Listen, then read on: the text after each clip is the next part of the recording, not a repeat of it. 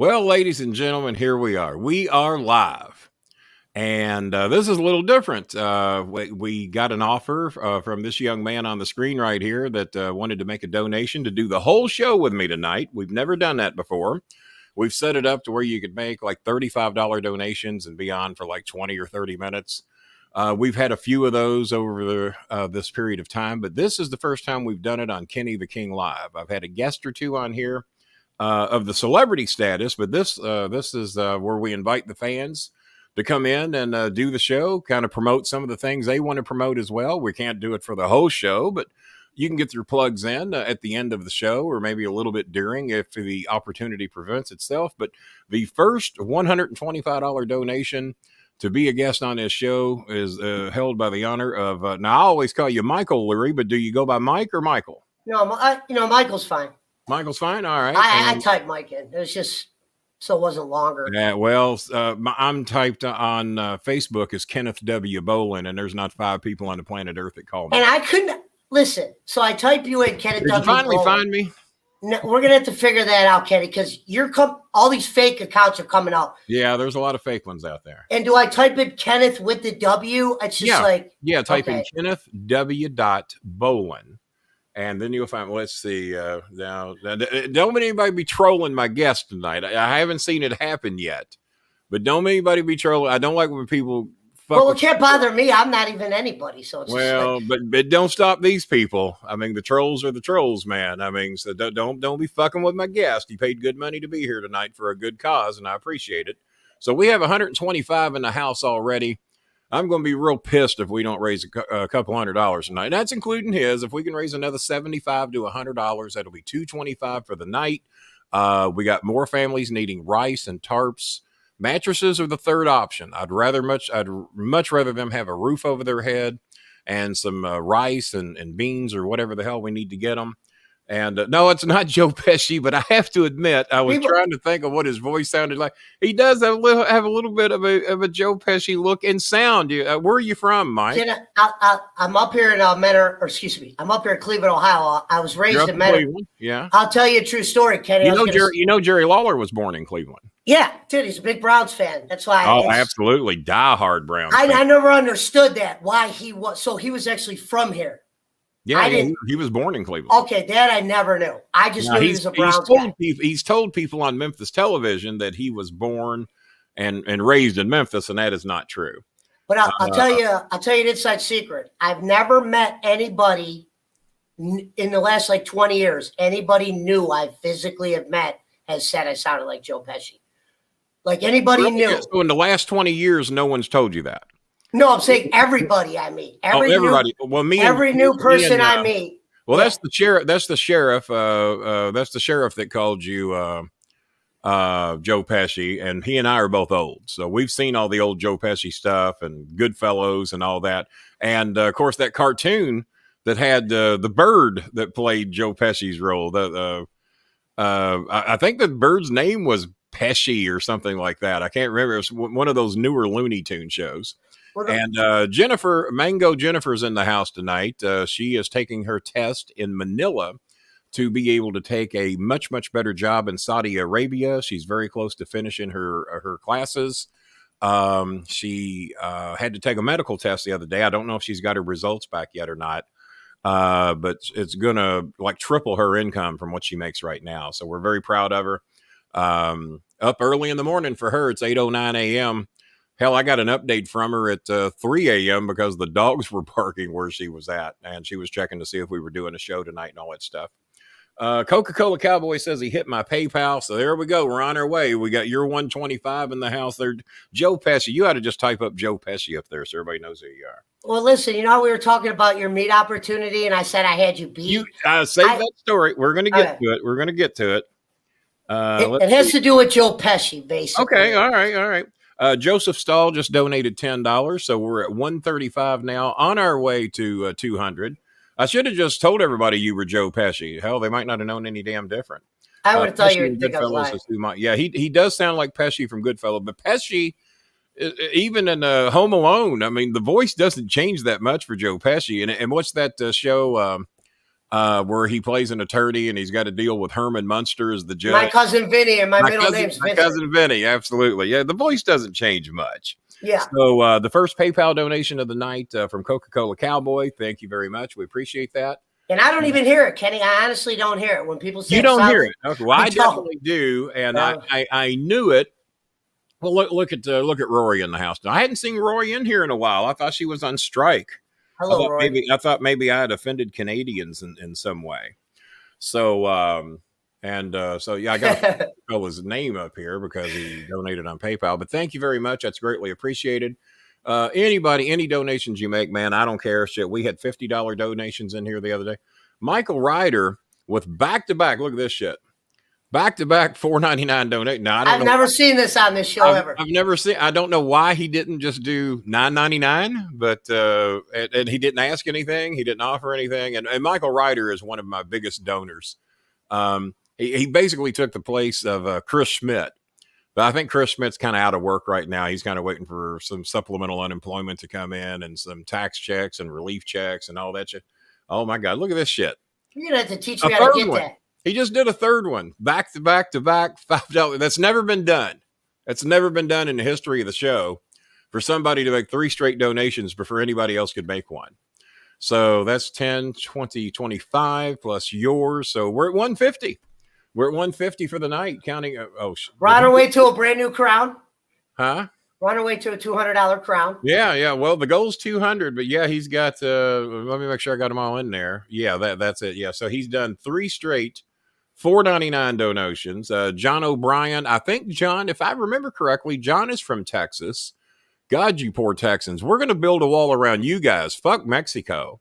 They're not a problem. Let them. They'll find. California is begging. Oh my God, he did it again. He did it again.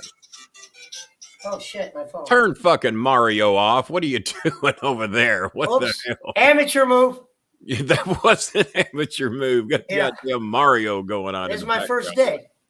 But yeah, so Michael Ryder, the first person in history with back to back $5 donations. I think he said he was upset because he only donated 5 the other day because he got in late or something.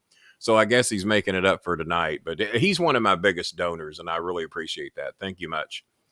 The sheriff says he's waiting for my birthday. Well, it's only 2 weeks away. What is the 10 days? No, 12 days. 12 days away. March the 4th. By the way, I did post on Twitter. Now, I don't know if the sheriff's in on this shit or not. He might have been down at the Capitol on January 6th. I was looking for him. I've reviewed the tapes. I figured if anybody was down there waving a Trump flag and a pistol, it was the sheriff down there at the Capitol. But today was the day, March the 4th, that the QAnon fucks had said that Trump was going to be reinstated as the 19th president of the United States, going back to an old law from 1776. Once implemented in 1860, I think, I forgot who it was they said was the last legitimate president, maybe one of those fucking Confederate presidents or something. But today was the day, and I went on Twitter yesterday and predicted that not one fucking toe was going to touch the Capitol grounds. And I said, on top of that, I don't think a fucking one of them is going to show up. I've been watching the news all day today. I've been watching Fox, CBS, PBS, ABC, NBC, BBC, and ain't nobody showed fucking frame one of anybody that fucking came to the DC today to do any damage to the Capitol. Never saw a Trump flag, never saw a Q flag, didn't see any of these dumb fucks. And so everybody was panicking, though. They canceled the fucking Congress today. Congress didn't even show up. The Senate's there, but, fuck. Why not? Because I had gone on Twitter and told everybody none of these dumb fucks were going to fucking show up. They're fucking chicken shits. They came when they knew they was going to have everybody outnumbered. Because I think Trump was in control of that. Well, he ain't there now. So they knew that there was going to be a lot of bodies on the ground. Because I guarantee anybody climbed that fucking fence, there wasn't going to be no fucking questions. They were getting shot. And so they didn't make it, just as I predicted on Twitter. If you don't believe me, go look at my Twitter feeds from yesterday. Not a fucking one of them showed up. Just a bunch of chicken shit fucks that make up shit every day and get dumb fucks to fucking believe them. How many fucks was that in a short period of time? It was quite a few, wasn't it? Can I ask a question to you regarding that? Oh, the sheriff says we made that up. Yeah, no, I don't have a QAnon account, so it wasn't me that made it up, or no one else. They also think that the Antifa, it was the Antifa that invaded the White House. Well, I don't know where they got that many dumb fucking country backwoods white fucks to dress up from Antifa. They've marched on my street.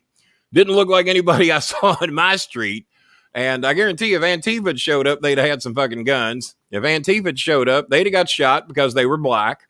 You let Muslims show up. You let blacks show up, Mexicans, Latinas. If any of those had showed up, did you see how they got treated when Trump wanted to hold the Bible upside down over at that church here several months ago back during the summer? Did you see the people being beat down with fucking billy clubs and sprayed and being beat up just because they were in the fucking street, not bothering anybody? But these motherfuckers that showed up at the goddamn Capitol, nobody hardly wanted to lay a goddamn hand on them. One of them gave them a fucking escort to where Nancy Pelosi was. So, no, I guess the color of your skin determines how you get treated if you invade the White House. Because I guarantee you, you let 30,000 black people show up, 30,000 Latinas, 30,000 Mexicans, or any mixture thereof, and nobody would have got to the Capitol because they'd all been fucking shot. So, there you go, and prove me wrong. Let's see. Sheriff, you start posting that shit, you'll be out of here, and I won't even accept your birthday present. Don't be stupid. Don't be stupid in here. Can I ask you a question, Kenny? Yeah, go ahead. Ask me a question. No one else is. You might as well do it. Be dead honest. I'm 38. I've never voted before in my entire life. It's kind of like how you look at religion. Well, it's a choice. It's a you choice. know what I mean? Same way with religion. I didn't give as much of a fuck until Trump went in office. Not that I'd never voted, but I never gave as much of a fuck about politics till Trump went in because I figured somebody had to fucking smarten somebody up. Smarten Anthony Scaramucci up, and he's a pretty smart guy worth $9 billion. Smarten Mark Cuban up. He's worth $5 billion. So it ain't always how much money you got as to how smart you are. And both of them gave me credit for smarting them up to what a piece of shit Trump was. Both of them were Republicans, by the way.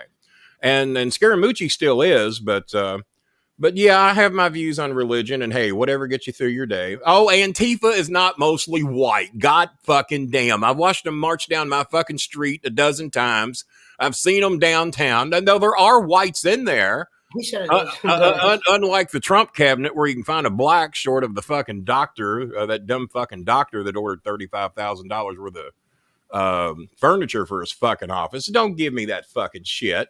Well, I don't give a fuck who you've seen up close. You saw fucking Trump supporters with goddamn flags that your dumbass fucking Republican senators wanted to call Antifa, but no, I've watched them march down my street. Yeah, there's whites in there, but you ain't going to say mostly white. That's fucking bullshit. And ain't none of them going to give Trump credit for fucking shit. You really think anyone from Antifa is going to wave a Trump flag, drop their IQ 90 fucking points, and beat cops to death with fucking flag sticks and oh, stop it. And plus your own fucking Trump appointed Attorney General said there wasn't any fucking voter fraud and there wasn't any fucking Antifa at the Capitol that day. And the guy that they just grilled in the White House, also Trump appointed, I forgot, the FBI director, Trump appointed, said bullshit. There wasn't one fucking person from Antifa that was there. We've interviewed and grilled them all that we fucking arrested. Ain't nobody from fucking Antifa been accused or any fucking thing. So stop that shit, Sheriff. Goddamn.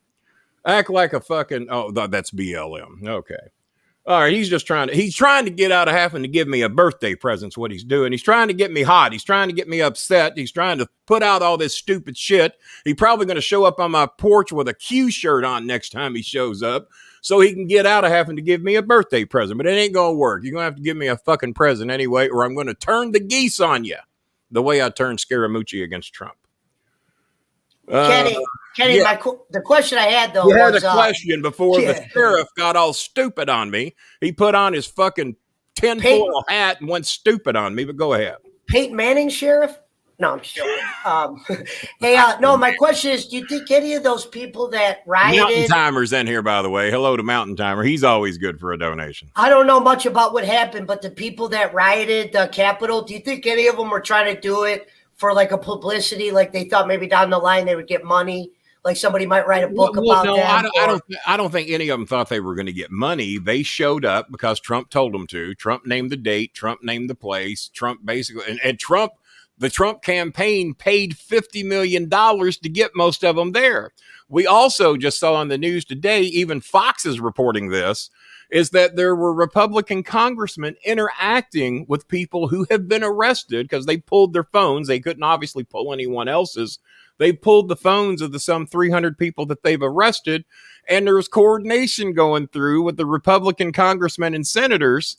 And one of them gave a fucking tour of the White House to one of the people. Well, there's your fucking Antifa for you. Let me know if you got a problem with them. Just let me know. You might be out of getting me a present. What do you think about Amazon grocery with no checkouts? Well, I don't know anything about it because I order from Amazon, but I get my groceries from Walmart. Sounds convenient. It does sound convenient. I think I've heard a little bit about it. I've seen a little bit about it on the news to where you just get your groceries and you kind of scan them in your cart and just walk out. I have heard about it, but I don't even know we're an Amazon grocery store. I don't think we have one around here, but if they do, tell me, and I'm sure Chris will check it out eventually. Well, have you donated? If you donate, I'll tell you Vanessa Del Rio story. I've actually got one. Good one too. So, I mean, I'll answer your questions, but let's have a little donation from some people here. Unless you donated big on the last show, I'll give you a pass. Michael Ryder's got the right to ask questions. He's donated $20 already, while the rest of you sitting on your ass. Well, not the rest of you. Didn't we have a $10 donation right off the bat? Michael Ryder with his 4 donations, and somebody kicked it off up here. No, or was it just Michael? You know what? I'm wrong. It was just Michael, it looks like. I thought someone else donated too. Michael Ryder. Oh, we had the $10 donation come into PayPal. I knew we had another one somewhere. And, but no, I mean, you make a little bit of a donation. We throw your questions up on the screen. If they're real good, I'll throw them up anyway. There's Mountain Timer. Mountain Timer chipped in with his 5 for tonight. He's not on an iPhone, by the way, so we can see that. I did some spring cleaning today. Got my whole house clean. Didn't focus real much on the kitchen because I'd already kind of done the kitchen a few days ago. Could stand a little bit more work. But I got the bedroom, the living room. As you can tell, my furniture now looks like furniture again. I took off all the sofa covers and everything. It's all back to looking like real furniture. The protective covers were taken off today for 2 reasons. One, they needed to be washed. And number 2, I hate the way they fucking look. So I have black throw covers on the base to hope Scooby don't fuck the goddamn thing up. But it feels and looks a lot better around here today. I know under my television's a little loaded, but I don't have anywhere to put all that shit. You know, I mean, it kind of goes there. The briefcase, couple crowns, Cincinnati Red shit. I mean, I'd like it to have a cleaner look over there without all that shit, but I don't know where else to put it. So, you know, that it would be seen. I mean, I've got the bedroom decorated a little bit too, but, you know, it's only privileged people get to go there. Kenny, they have the phone number of every person who was there that day. The cell phones ping even if you don't use it. Well, I didn't say that. I said that they've confiscated the phones that they've arrested. I ain't no fucking idiot, Sheriff. I'm no fucking idiot. I know they ping. I know they know who was there. They're easy to find unless they had burner phones, and some of them did. So you can't trace those, motherfucker. I see cop shows. I know how they work. So I'm aware of that. I'm not a fucking idiot. I know that, but I'm telling you about the phones they've confiscated, where they're actually getting the text messages from the congressmen and the senators who were interacting with the people that attacked the Capitol. So are you trying to defend them too, Donald Trump Jr.? You trying to fucking say that nobody that supported Trump was there? Fuck that shit. Behave yourself. Don't make me whip your ass next time you come over this point. I'm a little amped up today. Feeling pretty good. I was gonna give you some more bowling club shirts. Kenny, you're looking athletic today. Looking athletic. Look at that. Who's gonna fuck with me today? Huh? Got the blue going. Got the blue King shirt going today. Hadn't wore this in a while. Don't get me going, Sheriff. I'll pull that gun away from you and whip you with Scooby's tail. Don't think I won't. Feeling good today. I heard you say one time, and if you did see me running, that's because I was athletic. Back in the day. Back in the day. I ain't running anybody down now. I'm not going to chase anybody. Not going to run from anybody because I can't. My knees are too damn bad. I'm on the last bag of dog food you gave me, Sheriff. That went into the doggy the thing that holds dog food, whatever the fuck you call the dog container, I guess. So we're on the last black. You're killing my ratings, Joe Pesci. We've got less viewers in here tonight than we had for the young lady Tuesday night. What do you do? You haven't even let me talk. Well, you think that'll help? Yeah. Well, all right. Well, go ahead. All right. You said you had a question. You paid good money to be here. You can ask a question. Well, Mountain Timer can ask a question. Michael Ryder can ask a question.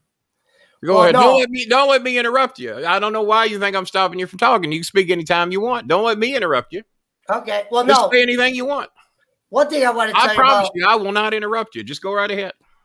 Okay. Speak your mind. All right. The first thing I want to tell you about was how I got the idea for the $125 donation. All right. I was sitting in what you would call, Kenny, a multi-screen setup. You got a couple TVs on, on the tablet. And I heard you say you were trying to raise $200 for tarps and stuff. Right. And really what popped in my mind first, I was like, you know what these podcast people should do? They should put like a fee, like, $100, $200 and say, you want to be on my show. Yeah. You give me this much amount of money. And I bet you a lot of these people would have just rows of people trying to get on. I mean, people were. I don't know about that because I have offered people to come on the show for 20 and 30 minutes at a time at a mere $35 donation for charity. Well, that's on the phone. We haven't had that many. Well, no, not on the phone. I offered to put them on video. I'll send them a join link. Maybe they didn't understand that was the deal. Maybe they were just stupid. Yeah, I didn't even see that. Maybe they were just stupid like some people. Someone's going to steal this idea. Somebody? Well, there was another guy. Did you see last night another guy offered to do 125 to be on the show? Did you see? Yeah, that's what I said. Now, when you were talking about so I was like, you know what? I'm just going to throw this out there. Because I actually am a fan of yours, Kenny. That's why I think another interesting thing. Why are you a fan of mine? What do you like about me? What possibly could be likable about me? Now, here's where my question comes into play because I wondered about this. Here we go. Okay, so I'll even hold the gold microphone up for that one. Put this. I'm serious. This is big. So put this in your head. All right. I didn't know who Kenny Bolin was.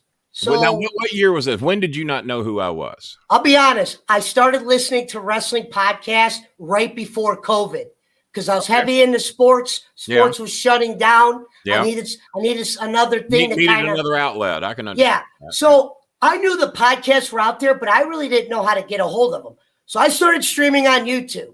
Mm-hmm. And of course, I found, Jimmy's. Cornette, yeah. I found his podcast. And I once heard you say, Kenny is a Jerry Lawler guy. He's a fan of a heel. Mm-hmm. And I was like, you know what? That's kind of like me. I think not just Jimmy. I'm in the guys that are kind of like cut promos as a heel. Yeah. And with wrestling being as bad as it's been, you're very aware. It's not been good. I'm very aware. It hasn't been good lately. Not good. This opened the door for Cornette in so many ways, meaning Cornette was liked in the 80s for his promos, and those were censored. Won't argue that. And those were censored. You know what I mean? Mm-hmm. Jimmy uncensored. And now we're not censored, is a value to a lot of people. There's some people that weren't even wrestling fans, but they get a kick out of people just like cutting these. Well, he calls it the cult of Cornette for a reason. He has a following very similar to Trump. No matter what good or what bad he does, they follow him anyway. And I'm not a cult member. I'm not like that. I do something bad, my people will turn on me. That they won't take that shit out. I'm a proud member of Bolin Services. I'm not a cult member. I realize that. Because something people should know about Kenny Bolin is why don't you write Jimmy Cornette and offer him $125 and see if he'll let you do the host show? He would never. Any of you. We wouldn't do that. Write Jimmy and see if he'll, and especially on video. Jimmy would make it $500 even if he thought about it. But it still wouldn't be video because he's terrified of video. I don't know why he does that. It's probably get more ratings. But the thing is, I don't know. Well, he likes to critique everything and edit it, and he doesn't like live confrontations because if somebody gets the best of him, he looks like a fool. My son did that to him about 6 or 7 years ago, to where he tried to get into some banter with my son when we were doing the bowling alley on another podcast. I had another co-host. He only lasted 2 weeks, but he got into it with Chris, and Chris ate him alive. Spider. So that's why he doesn't like. No, it wasn't him. That's why he doesn't like doing live shows, is because if he gets his ass handed to him, now he looks like a fucking idiot. That's why he won't fight Vince Russo straight up. That's why he won't debate him head to head, because if he loses, and there's a good chance that he might, because Russo's pretty fucking good. And of course, the cult's going to back him anyway. The cult, Jimmy could get slaughtered 99-1 in a promo contest, but the cult's going to stick with him, just like with Trump. Trump can do no wrong. Trump's never committed a crime. He hadn't raped anybody. He hasn't done any tax violations. He's totally innocent of everything that he's been charged with. So, Kenny, this is what I heard you. So, real quick, let me put you over. From listening to all your videos, Sure. One thing I did learn, and this isn't because I'm on your show, you were the better friend. People don't realize that, because I never hear him mention you. So it's just like, well, not now. Not now. He's not. I'm saying we haven't really spoke a word in 4 years. Yeah, and that makes sense, because really where he blew up was when AEW started their shows. Yeah, right. Jimmy went from more of he used to talk about wrestling to doing the actual reviews. Yeah. You used to say on his podcast, Jimmy, we barely ever talk about wrestling. We talk about politics in here. We do. This was many years ago. Yeah. So I always said you were the better guy. But the first video I saw of you, and this was crazy, and this was like an eye-opener for me, all right. was, and I love that it's on your page, people should listen to it, was the Jail Jarrett, what the hell's his name? Jerry Jarrett. Yeah, the great debate. The great debate. Yeah. And listen, I'm listening to that, and I remember in the beginning, I'm thinking, so I've never heard of you. So I'm like, right. And some people hadn't. That's all right. So I'm like, I'm thinking, is the internet equipment, I'm hearing Jim explain all these things from the money and all this. I'm like, maybe this guy was a better friend to Jim, but Jim really didn't like this guy, looked at him as a tag along. Right. But the thing that you said, and I swear, I probably watched it like 9 times after this, that caught my attention. I'm like, this guy is a pure genius. I was like, this was awesome. Who was the genius, me or Jimmy? You. This is when I swear, I was a Jimmy guy. Okay. And after this comment, and this is why it's a good question for you and the audience. Okay, all right. Jimmy goes, you go, how dare you talk to your godson like that? Mm-hmm. And Jimmy makes whatever comment he made about that guy's got 7 godsons. And then God uncles, yeah. And the first thing you said after that was somebody's name, Dennis Kaluza, is the step godfather. When you said step godfather, yeah. I remember whenever I was doing it. Actually, you'll have to go back and listen to the show, because Dennis Corluza was Christopher's god uncle. Yeah, well, you kept saying you named like 3 people. I'm sure I named a lot of people, but Corluza was actually the real legit god uncle. That's what the title he wanted. He knew that Jimmy was the godfather for Chris. So Corluza wanted a title, and he and I went to Memphis together to do a convention with Jerry Lawler, and he wanted a title. I said, well, why don't you be the god uncle? So he bought Christopher all these gifts, and an Underdog toy that he still got today, a Philadelphia Eagles shirt that he still has today, and some other things. And Corluza was the legit god uncle of Christopher. And I forgot, the other ones were probably made up. Jimmy was the only godfather. Corluza was the god uncle, and I probably threw out some other names and just made up some shit. I probably had god aunts and god cousins, and great. We didn't have those. So here's the best part about that video. Here's Jimmy, who I'm thinking is the all-time heel, and he's going to bury this guy, whoever he is, Kenny Bolin. This is my first video. Right. You said that, and then I really started listening to what you're saying. And not only everything that he would say, you would almost out-heel or you would just outdo the last statement you made by so far, where you almost forgot Jimmy's in the same room. So when the video ended, the first thing I was saying to myself is, well, actually, I don't know if people know this or not, or if we ever reveal. I know we didn't reveal it on the show. Jerry Jarrett was in Nashville. I was on Dogwood Drive in Louisville, and Jimmy was in my bedroom on Dogwood Drive in Louisville. He was in the next room. And if they could have put I don't think I've ever revealed that before, but with the great debate, Jerry Jarrett, Nashville, me on Dogwood Drive in the new home that I just moved into, and Jimmy Cornette was over in the bedroom so that our phone was not echo and he would be on a separate phone. So he went to the far bedroom. I think I had an Australian female wrestler. I'm blanking out on her fucking name. She's still in Australia. But he was in her bedroom using the phone, so he wouldn't hear me in the living room on the phone. So there wouldn't be an echo. But yeah, he was in the house. And so the video, but no one would know that to listen to the show. You wouldn't think he's in the same goddamn room with me. So the video ended.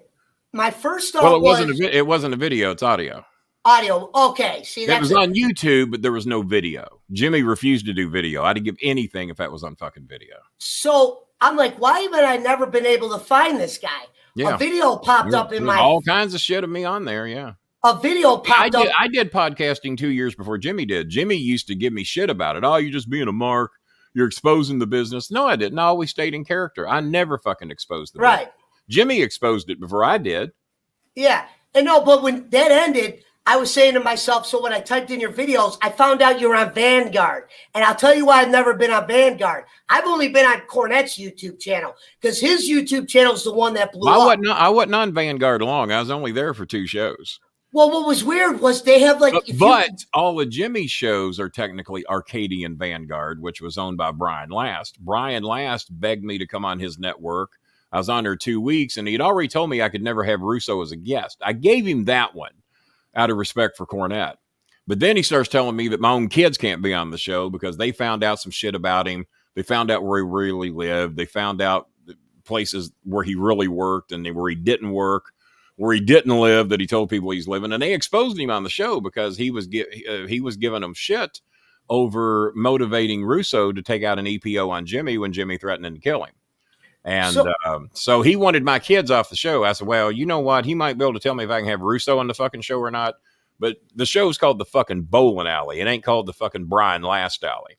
So he ain't going to tell me. So me and Jimmy blew up, man. Well, I blew up. Jimmy sat there and fucking listened to me scream at him. And I said, don't you ever fucking stick your nose in my goddamn show again. I don't tell you how to do your fucking show. You don't tell me how to do mine. And certainly Brian Last don't tell me how to do mine. Well, he thinks the kids are killing the ratings. I said, what fucking ratings? I've been on for 2 fuck shows. And any ratings I bring are in addition. I'm not taking ratings away from other shows. I'm only adding. If we only have 10 fucking listeners, that's 10 listeners he didn't have the previous week. So fuck him and his goddamn rating. So I go off on him. And I'm calm right now compared to how that phone call went that day about 4 years ago. And I told him, I said, you ever stick your nose in my fucking shows again, Jimmy, we're going to have some serious fucking problems. And I said, that motherfucker ain't going to tell me how to do my shows. And I said, I tell you what, I said, I've fired about 5 fucking co-hosts. I said, consider him fucking fired. Fuck him. I'll never do his goddamn show again. So when he found out that I'd gotten rid of him, he posted that they had gotten rid of me on Twitter and said, that, yeah, we've had to come to, Kenny's not a good fit for our show, even though he begged me to fucking be on it for like 3 months. He posted on Twitter that he had gotten rid of me. Well, the bad thing was 12 minutes before that, I'd already posted that I'd never be doing Brian Last fucking show again. So he posted that he'd gotten rid of me when I'd already quit the fucking show. And actually, I'd quit it 3 days before then. I just didn't bother to post it till Monday because Jimmy asked me to think about it. I said, I'll think about it, but the answer is going to be the fucking same. He ain't going to fucking tell me what Bolins I can have on the show. I said, I conceded and gave him Russo. I could always go do Russo's show on his network. I didn't need to have him on mine. So after that, Russo hired me, and I started making about 5 times as much money on Russo's network as I was making with Jimmy. Because with Jimmy, basically, he was taking me to Carrabba's, and the money I was making was mass producing his DVDs. So that was it. Yeah, but no, you don't tell me who I can have on my fucking show. I mean, I understood with Russo. I understood that. But if I had to cancel everybody that Jimmy's got fucking heat with and doesn't like, fuck, I could never have anybody on. Fuck, he hates everybody. So no, so I'll give you Russo, but fuck that. I ain't editing everybody out. So when I watched that video and I became your fan, I'm fans of this heel guy. Now, my question is, how do you look at somebody that was a fan of you because of that heel side? Like when I'll tell you about that ratings thing you just mentioned about the Brian Last thing. Right. Your ratings, there's videos that you have on Arcadian that are the most viewed videos on there. They're only 3 years old, but they're 7-year-old videos. I'm like, did they take this guy's videos off and re-put them on? No, they supposedly hate my guts. They never want to mention my name. They block. Oh, you're up there, highly viewed. They block anybody that mentions my name, but they keep recycling my video shit that I did 7 or 8 years ago. And so no, they don't want my name mentioned. They don't want to put me over. All they want to do is talk shit about me and my family. But they keep putting my videos on because they make a lot of fucking money off from them, way more than I ever made. And I found out how much I could have been making when I found out that Jimmy, I won't reveal it because it is personal information, but I found out what Jimmy pays Brian Last. It was a lot fucking more than I was getting paid. But I wasn't on the show all the time because Jimmy wanted the focus on him. if it was me and him all the time. And there's lots of guys who are equally talented, maybe even equally famous. Obviously, Jimmy's way more famous than me. He's been on worldwide fucking television for fucking ever. I was only on a few blips on Raw. And then, of course, when WWE Network started showing OVW, I got a lot of worldwide recognition then. And then when our DVDs were sold worldwide. But I had to get my worldwide fame the hard way. Jimmy's was the easy way. He just showed up and was on fucking television, either on WCW or WWE or whoever would air old Memphis shows or Texas shows or Louisiana shows or Oklahoma shows or whatever the case may be. So, yeah, I wasn't taking too kindly to them trying to tell me how to do my shows, but yeah, they don't mind still making money off me to this day. I mean, if they hate me so bad, then take down all my shows and send me all the money you made off those shows. Yeah, these are close to 100,000. I've been told that I could probably take them to court because I never signed any waiver. They didn't sign anything with me, and it might get a little sticky. It's been thought about because they've made. I know what Last is getting. And man, they fucked me out of a lot of money. But you know what? I still made it. I did good with Russo while I was there, but then I had some conflict with some of his people. Real quick on Russo, real quick, please. What about it? So this is like the kicker. So I listened to all your videos first. Mm-hmm. I didn't even know this side of you. Okay. So I found out. All of a sudden, I click on it, find out that you run Russo's. You know, I listen to Vic. Yeah, I went right from Cornette to Russo about 2 weeks ago. I'm a subscriber to the brand. I'm good with Vince, but so I see you on there. Vince, as a matter of fact, is probably one of my top 3 or 4 best friends, and I even posted on Twitter the other day he'd be my number 1 best friend if we were like me and Cornette and talked to each other every day for fucking 44 years. Me and Russo don't do that, but if anything's going on with me, he's the first one to get in touch with me, and if anything's up with him, he knows I'm the first one to get a hold of him.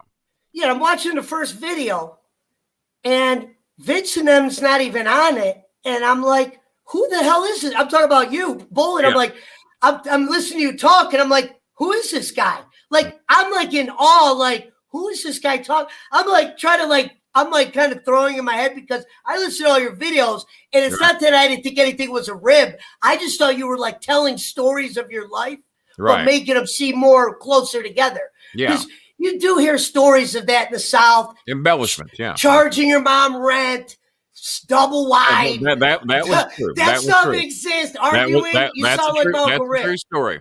You know, mom had a check coming in with she had plenty of money to spend on bingo even after I charged her for rent. So, no, that was a true story. Meet opportunities. But here's the thing on the Russo thing. Yeah. I didn't like Vince being a writer. Why is this what Kenny's doing on the show day one? You know what I mean? Here you got this guy who's a great heel, and they learned Vito and your boy Spider. I'm looking at Spider like, did he really take Kenny's credit card? Because what kind of sick bastard would do that and go make the charges? I was like, man, if that's a true story, that guy's a bad guy. You know what I mean? I don't know him. I don't know him as anything bad, but man. He actually did take the credit cards by accident, but they were cards that I'd canceled. You know what I mean? So they didn't do him any good. But no, he did take them, but they were canceled. And then he said it was an accident, and then he brought them back the next time he came over. I just told everybody that he charged for pizzas and all kinds of shit. Okay. And that he promised to pay for dinner that night, and he put it on Bearded lady. The bearded lady's a true story. That's a true story. Man was dating a fucking bitch with a beard. I mean, no offense to those of you females out there that have a beard, but he was dating one of them. You see how I got out of that? Did you see how I got out of offending all the bearded ladies in the world? Even though I haven't seen maybe one or two in my life. No, if people knew you, they would know you're not offensive. Well, and Sheriff Donald Lord is correct here. No, I made this comment on my last show. If anybody during a Jerry Lawler Bill Dundee match, regardless who the heel was or who the face was, if anybody had ever shouted in the 70s, 80s, or 90s, "This is awesome," right? You don't like those guys. Lawler would have stopped the match. He would have looked at Dundee and just hold his hand like, "No, stand right there," and he'd have looked at the people like, "Are y'all fucking stupid?" And then he would have waved his hand. He would have got out of the ring and walked back to the locker room and let Bill Dundee figure it out. He would have not have tolerated that. Now, you ain't going to fucking chant "This is awesome," because now you're telling us this is a fucking work. This is awesome. Fuck you. So, Were you surprised that your first episode on Russo's show was so kind of like, I don't know, it just didn't feel like you. That was a setup. I had no idea that so-called Spider was going to be on the show. I can't remember who gave him that nickname, Russo or the dumb fuck I got into the argument with on that show. Vito. But the reason, well, I don't use his name. Oh. But sorry, the reason, that's all right. I call him V Slow because he's not very smart. Hey, you won on that one. That was the best stuff. I won hands down. I didn't need anybody to judge that one. I ate his fucking ass alive. And I'll tell you why. I loved it. I'll tell you why I ate him alive. It was a shoot on his part, and he's not that smart. And it was a shoot on my part. And however smart I am, I'm way fucking smarter than that dumb fuck. And I've never beaten up a woman. I've never broke a woman's collarbone. I've never been arrested 3 times for beating up women. You can't find any mugshots of fucking me. Cornette's got a mugshot, by the way. Can't find any fucking mugshots of me beating up fucking women or doing anything else. And I had all this information on him, which I don't guess he knew. And Russo claimed he didn't know. Because I told Russo, I said, you're too good a man to be associating with a fucking piece of shit like this. I said, do you want me to send you the police records? Do you want me to send you his mugshot? And Russo said no. Your political views scared them. No, absolutely it did. Their viewership hasn't grown. Like every one of them were Trump supporters, including Jeff Lane. Russo says he respected the office. I said, well, I don't because I don't respect the man in the chair. Man. I don't because that'd be like respecting your parents, and your parents are fucking child molesters and rapists and beat you every day. Well, fuck that. You don't respect them. Well, you respect your parents. No, you don't. Your parents earn respect. I don't give a fuck who you are. And if you're a teenager out there or a child and you can reach me or Chris and your fucking parents are abusing you, let us know. And the sheriff might have to come and fucking arrest me and Chris if you do. Because we ain't going to take that fucking shit. No, if your parents are abusing you, no, you don't have to respect them. You can lay the groundwork to get away. And me and Chris and Maya, well, Maya's not in the country right now, but we'd be more than happy to fucking help you with that. Contact me anytime, and I think the sheriff would join me in that. I don't know what all connections he has to help with that, but if you're a teenager or a woman who's being abused by her husband, let us know. Just write my inbox, tell me what's going on. Don't fucking lie about it. There's people out there that do that too, so we will have to investigate it and make sure it's a shoot. But no, I don't go for that shit. And that's what V Slow was. He was a fucking woman abuser. You don't get arrested 3 times for shit you wasn't doing on 3 different women. So fuck him. And that's how I felt. And I told Russo, I said, I'm not going to be a part of any fucking show he's got anything to do with. So that's why me and Russo started doing that's what I was trying to figure out. Yeah, that's why me and Russo started doing that, whatever that show was called, where we talked about movies and television and all that shit. And we were doing it early on Wednesday mornings or something at like 9 in the morning. I wish they would have had more for you there. Yeah, I don't like to. Well, I quit because. Okay, so you did quit. I quit, and Russo was pissed that I quit without notice or without discussing it with him first. I said, "Well, you just tried to talk me out of it, and I like you too much, and I'd probably let you do it." So if I commit to quit and I announce I've quit, now I'm a fucking dick if I go back. So I had to quit that way because if I'd have told you about it, you'd try to talk me out of it. And everybody on the network wanted me off. They all wanted to get rid of me because I was killing the ratings. And if you'll remember, Jeff Lane says, well, Kenny, when you badmouth Trump, you're insulting half our audience. Well, fuck them. I don't give a fuck about it. There was no show there. Yeah. You're the show. You're the star maker. Well, I'm about to tell you something that you may not know. They misuse you. I've mentioned it on a couple of shows. You may not know this, but everyone wanted to get rid of me. And Russo was about to go along with it because everybody on there that was a Trump supporter didn't want me on. They were editing you. Jeff Lane tried to, that's why I like live shows to where you can't fucking edit me. So Jeff Lane was saying, well, Kenny, you're alienating half the audience and you're killing our ratings. I said, well, number one, no, I'm not. And I'll explain to you why. Do you think you're smarter than NBC? What does Jimmy Fallon do on every show? Do you think you're smarter than ABC? What does Jimmy Kimmel do on every show? You think you're smarter than CBS, the number 1 rated show at 11:30 at night on all the networks? That's, what's his name? Stephen Colbert. And nobody eats Trump's ass alive more than Stephen Colbert. He's the number 1 rated show on fucking television of all the talk shows. And Jimmy Fallon fell to last because he was the only one who was not bad-mouthing Donald Trump. I got to throw a donation up here real quick. He didn't ask for anything, didn't say anything, but there's a $5 donation from Jerry May. Thank you very much. I appreciate it. And I think this has been a pretty good show already because you've been telling me how great I am, and that always makes for a good show. And the hair Yeah. looks good today too. Just got me a haircut the other day. Wearing some different glasses, it makes it easier for me to read the screen. It sucks for trying to read my phone. I can read it, but I've got other readers here that do better for my phone. What's But crazy? These are good for my computer screen. And I don't even remember when I got these or why I got them. They were not bought as readers. I think these are some old ones I used to drive with, and now they're good for my computer screen. So they're not perfect, but they're better than my readers on this big ass fucking computer screen. So I got to tell you. So No, don't tell me. Just ask me. Well, after I heard those videos, I was conflicted because I was trying to figure out which guy was which. Because in one video, I hear you make a comment. You're talking about your sister. You go, any Mexican will tell you that. Then I'm watching this other video where you're saying Mexicans are good workers. I would let 5, 6 of them live in my house. So I'm like, did I say that? Might have. I don't know. Yeah, you did. I watched all your videos the last couple months. My sister's married to a Mexican. My niece is married to a Mexican. My nephew's married to a Mexican. And my nephew married a Mexican that I could kill him for. Oh, my God. She was a fucking goddess, man. I don't know what she saw in that goofy fuck she married. She could have had me. And you're doing it though. Now I love the Asian girls. I'm off the Mexican girls. Mexican girls never paid me any attention whatsoever. Asian girls I get along with great. We get along good. They like me for some reason. I don't know why. I'm just glad they do. Mexican girls, I used to love them when I was in my teenage years, probably into my late 20s. Mexican girls never paid me any attention whatsoever. There's something about me they don't like, I guess. I don't know what it is. But I adored them, though. Right. Andy Griffith ain't donated shit in a while. Come on, Andy. Let's cough something up. I still enjoy you as a friend, and I'm thankful you entertainment all these years. Yeah, didn't I block you not long ago because you sent me a 1-cent donation, you son of a bitch? And then he followed that up with a $10 donation. Do you think, now my question is, do you think I'm a bad guy because I was a little upset when I found out you're actually a good guy?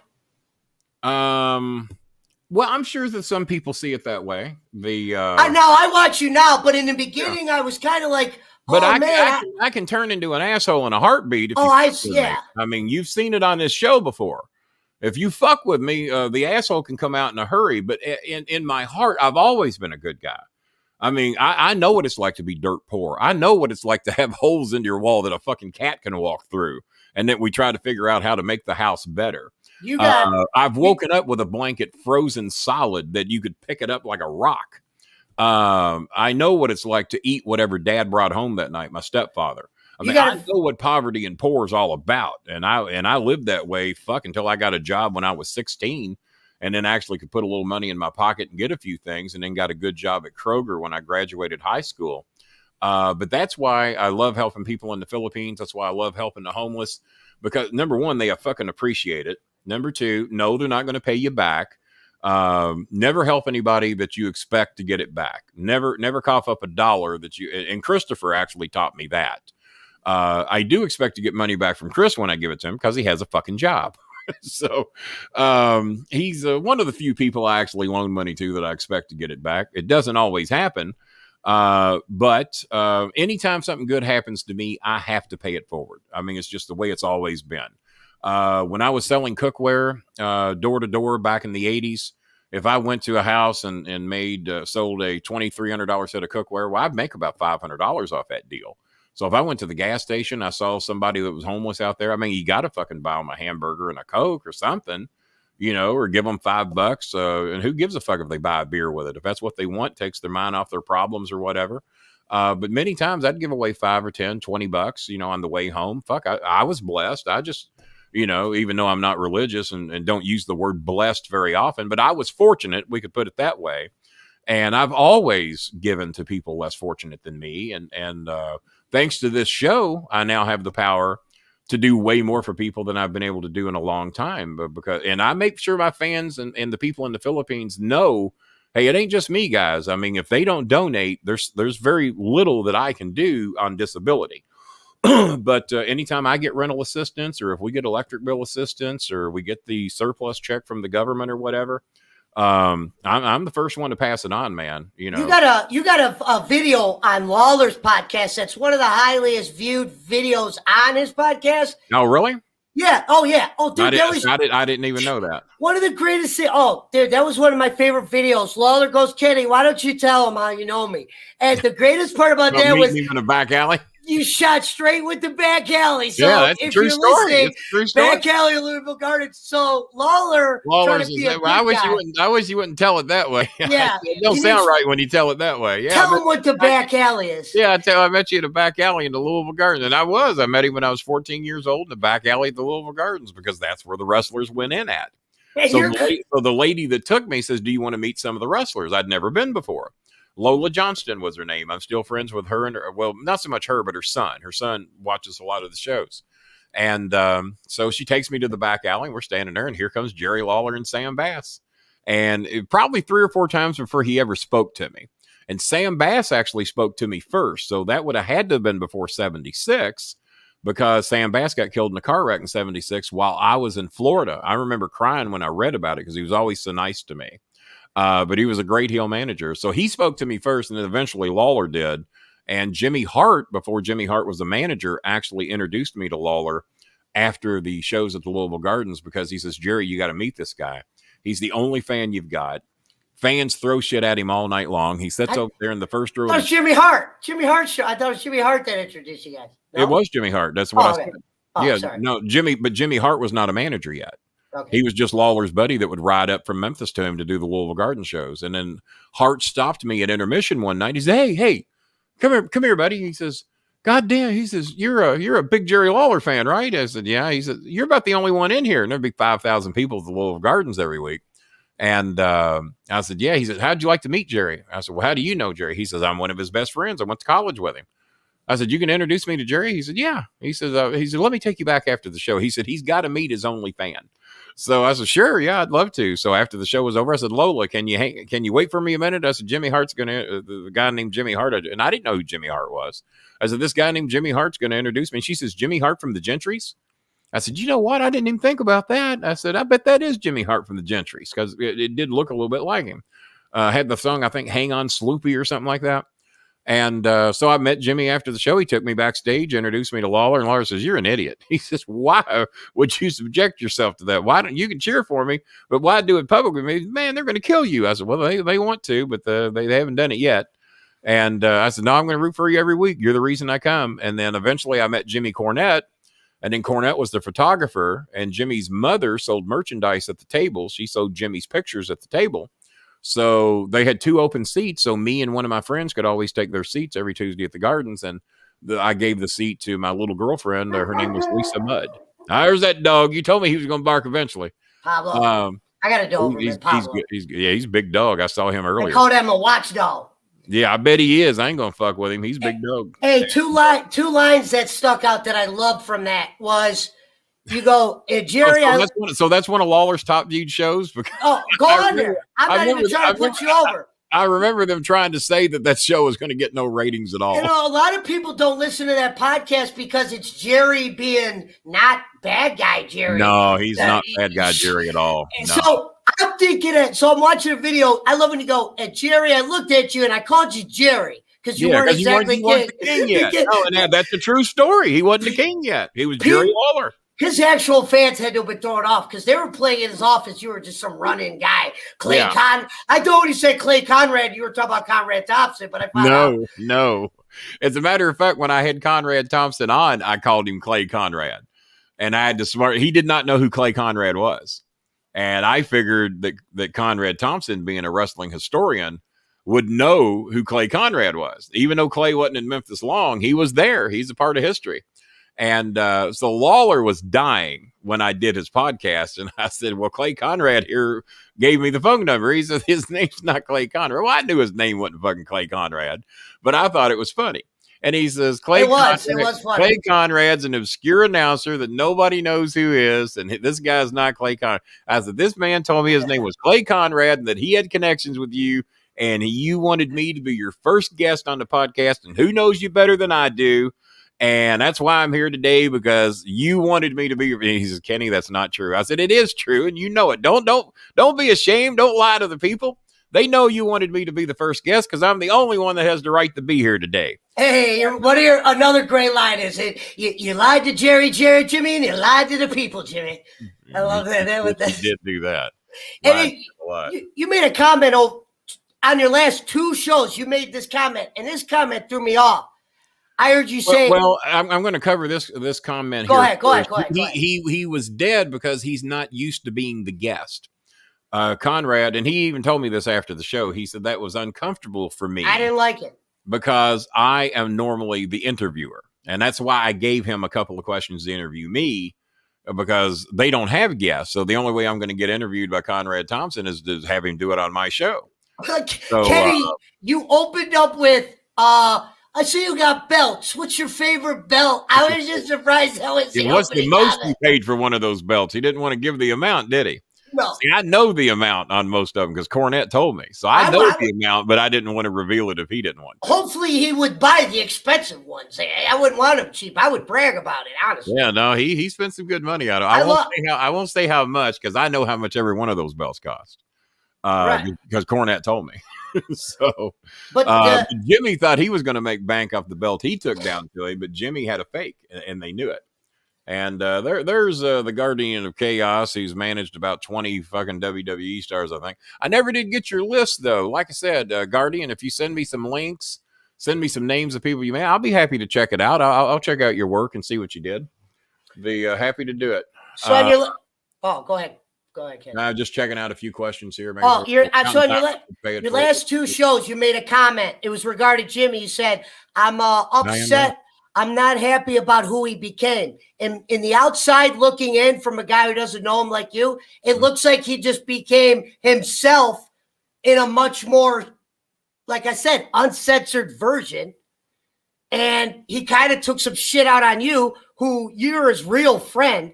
Yeah. And it's just for him to take, like you said, if I were to hold up my hand for the amount of people, Jimmy's, makes friends with, it would be 0. It wouldn't be many. If I would make friends like he would, I wouldn't have any. That makes sense. I said if I blocked everybody that you don't like, I wouldn't have any friends or something similar to that. Philip Connor, you haven't donated in a long time.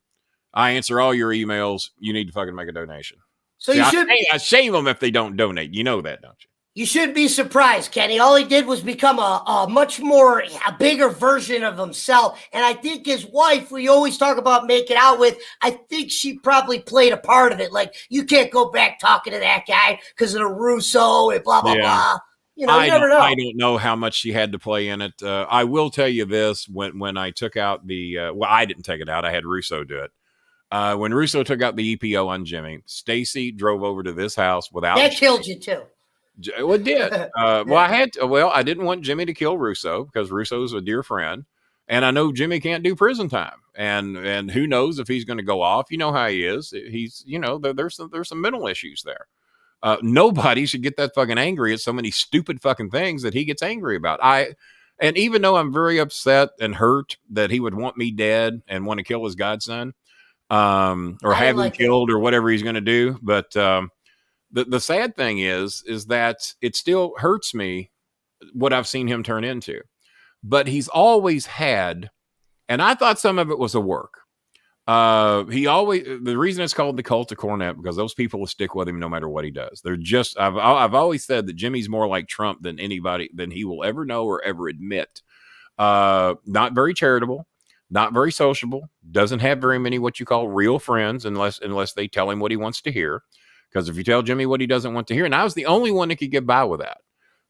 He even said so. He says, "You're the only one who can talk to me that way. You're the only one that gets to criticize me. You're the only one who gets to do this, that."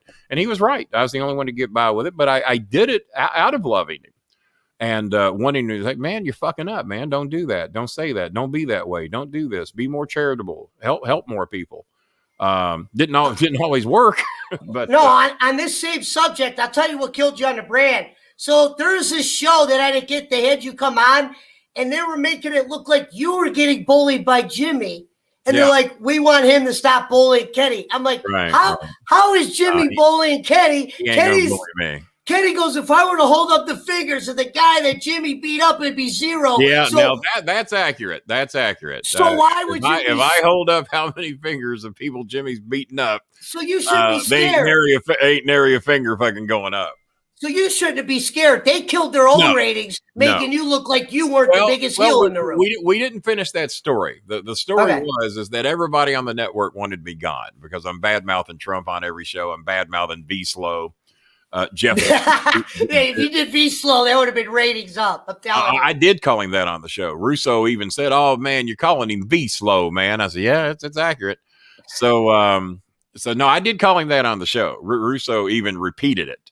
But they wanted me off the network because I'm killing the ratings. The Trump supporters are all going to leave. Boland's bad mouthing Trump. He's bad mouthing V Slow. He's bad mouthing Jeff Lane. And I yelled at Jeff pretty bad too because Jeff tried to act like he knew more than me about the topic, and he didn't know fucking shit. So I let him know that. Well, I loved it. Supposedly, me and Jeff have patched up our differences. We now, I think, either follow each other. We unblocked each other on Twitter. I don't know that we follow each other, but we unblocked each other on Twitter and tried to make a bit of a truce. But I think I hurt him and embarrassed him so bad. I still don't think he wants anything to do with me. It was bad. But me and Russo are fine. Me and Russo's fine. And I did his show not long ago, and that was fun to do. And he's been on mine, and he's welcome on my show anytime he wants.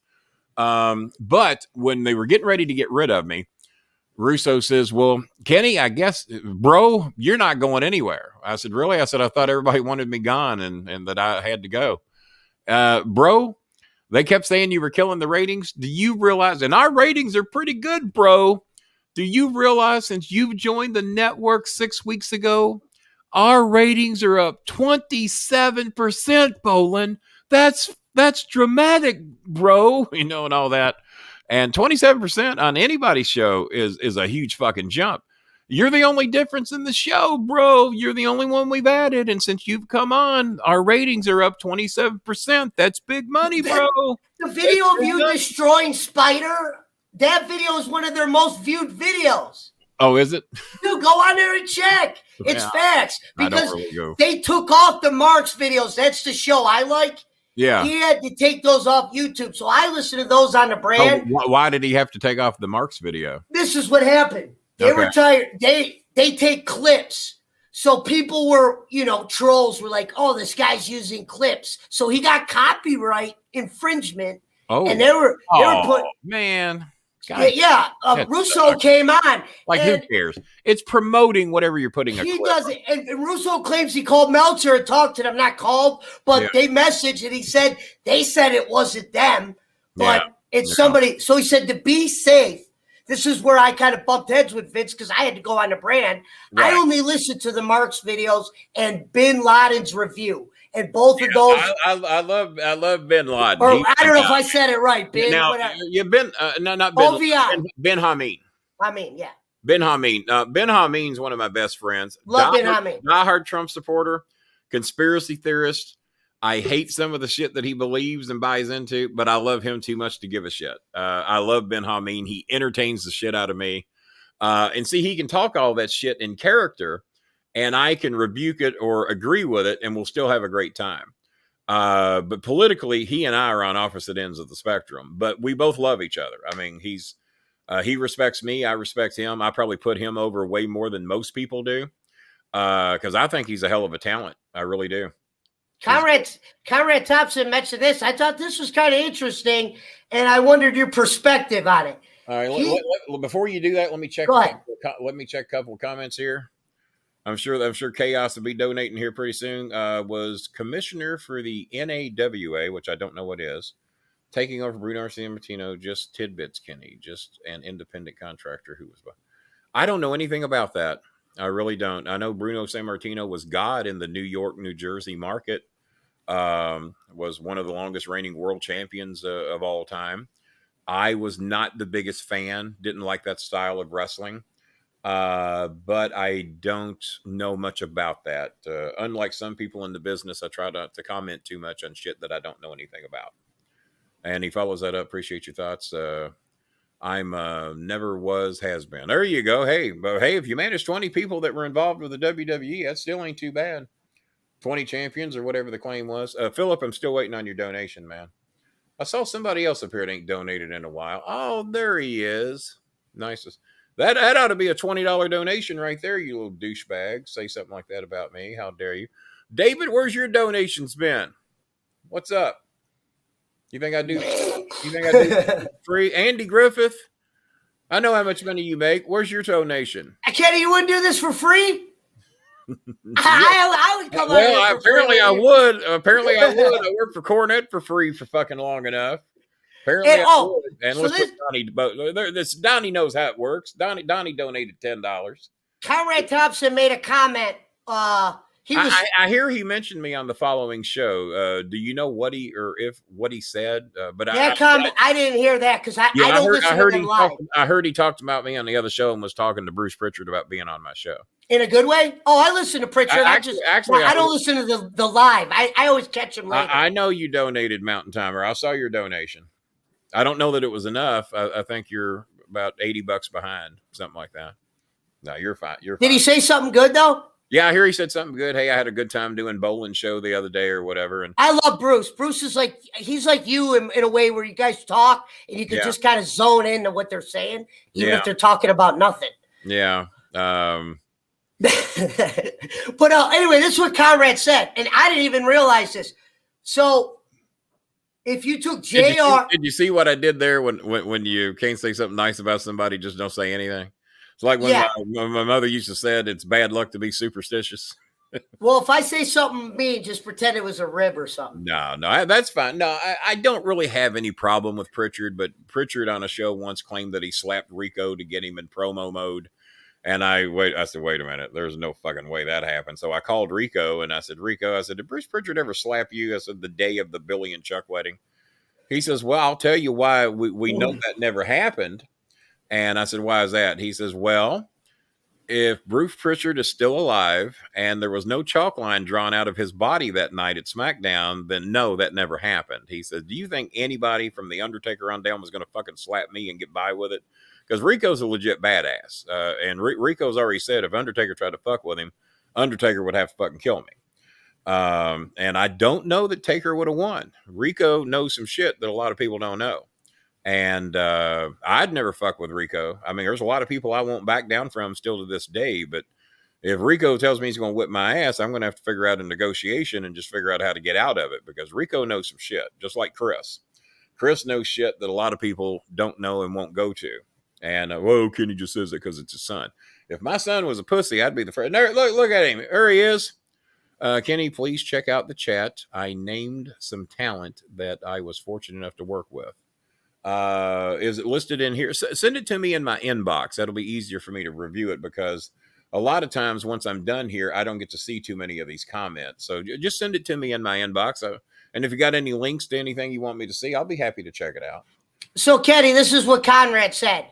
And because I want to hear your thoughts on this opinion. Right, go ahead. So, JR, Bruce, Arn Anderson, and Russo, if you were to take all their subscribers on YouTube and add them up, they're just about at where Jimmy's current subscribers are. Mm-hmm. When you hear that, and with JR and Bruce being just as famous in wrestling as Jimmy, why do you think Jimmy's success has multiplied where he's got more subscribers than all? I'll tell you exactly why.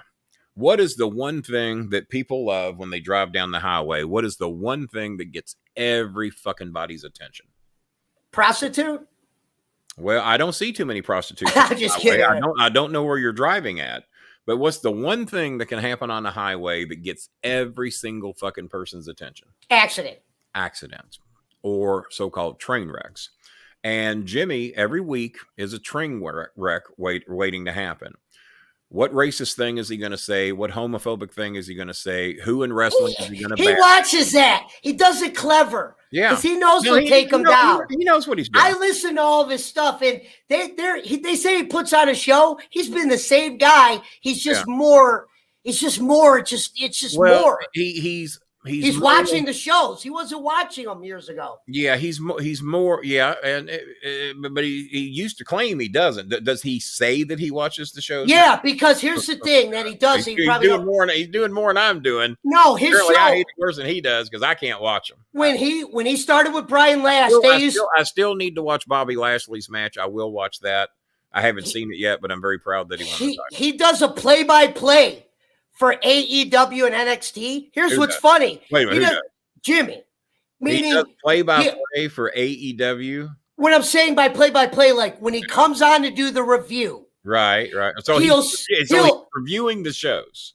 Yeah, so he'll say, say A and B came out, and Jimmy has a vision of wrestling. It's nothing against it. So when he sees somebody that's doing something against his vision, you know how he gets. Oh, exactly. It's the same thing he does with Russo. Yeah.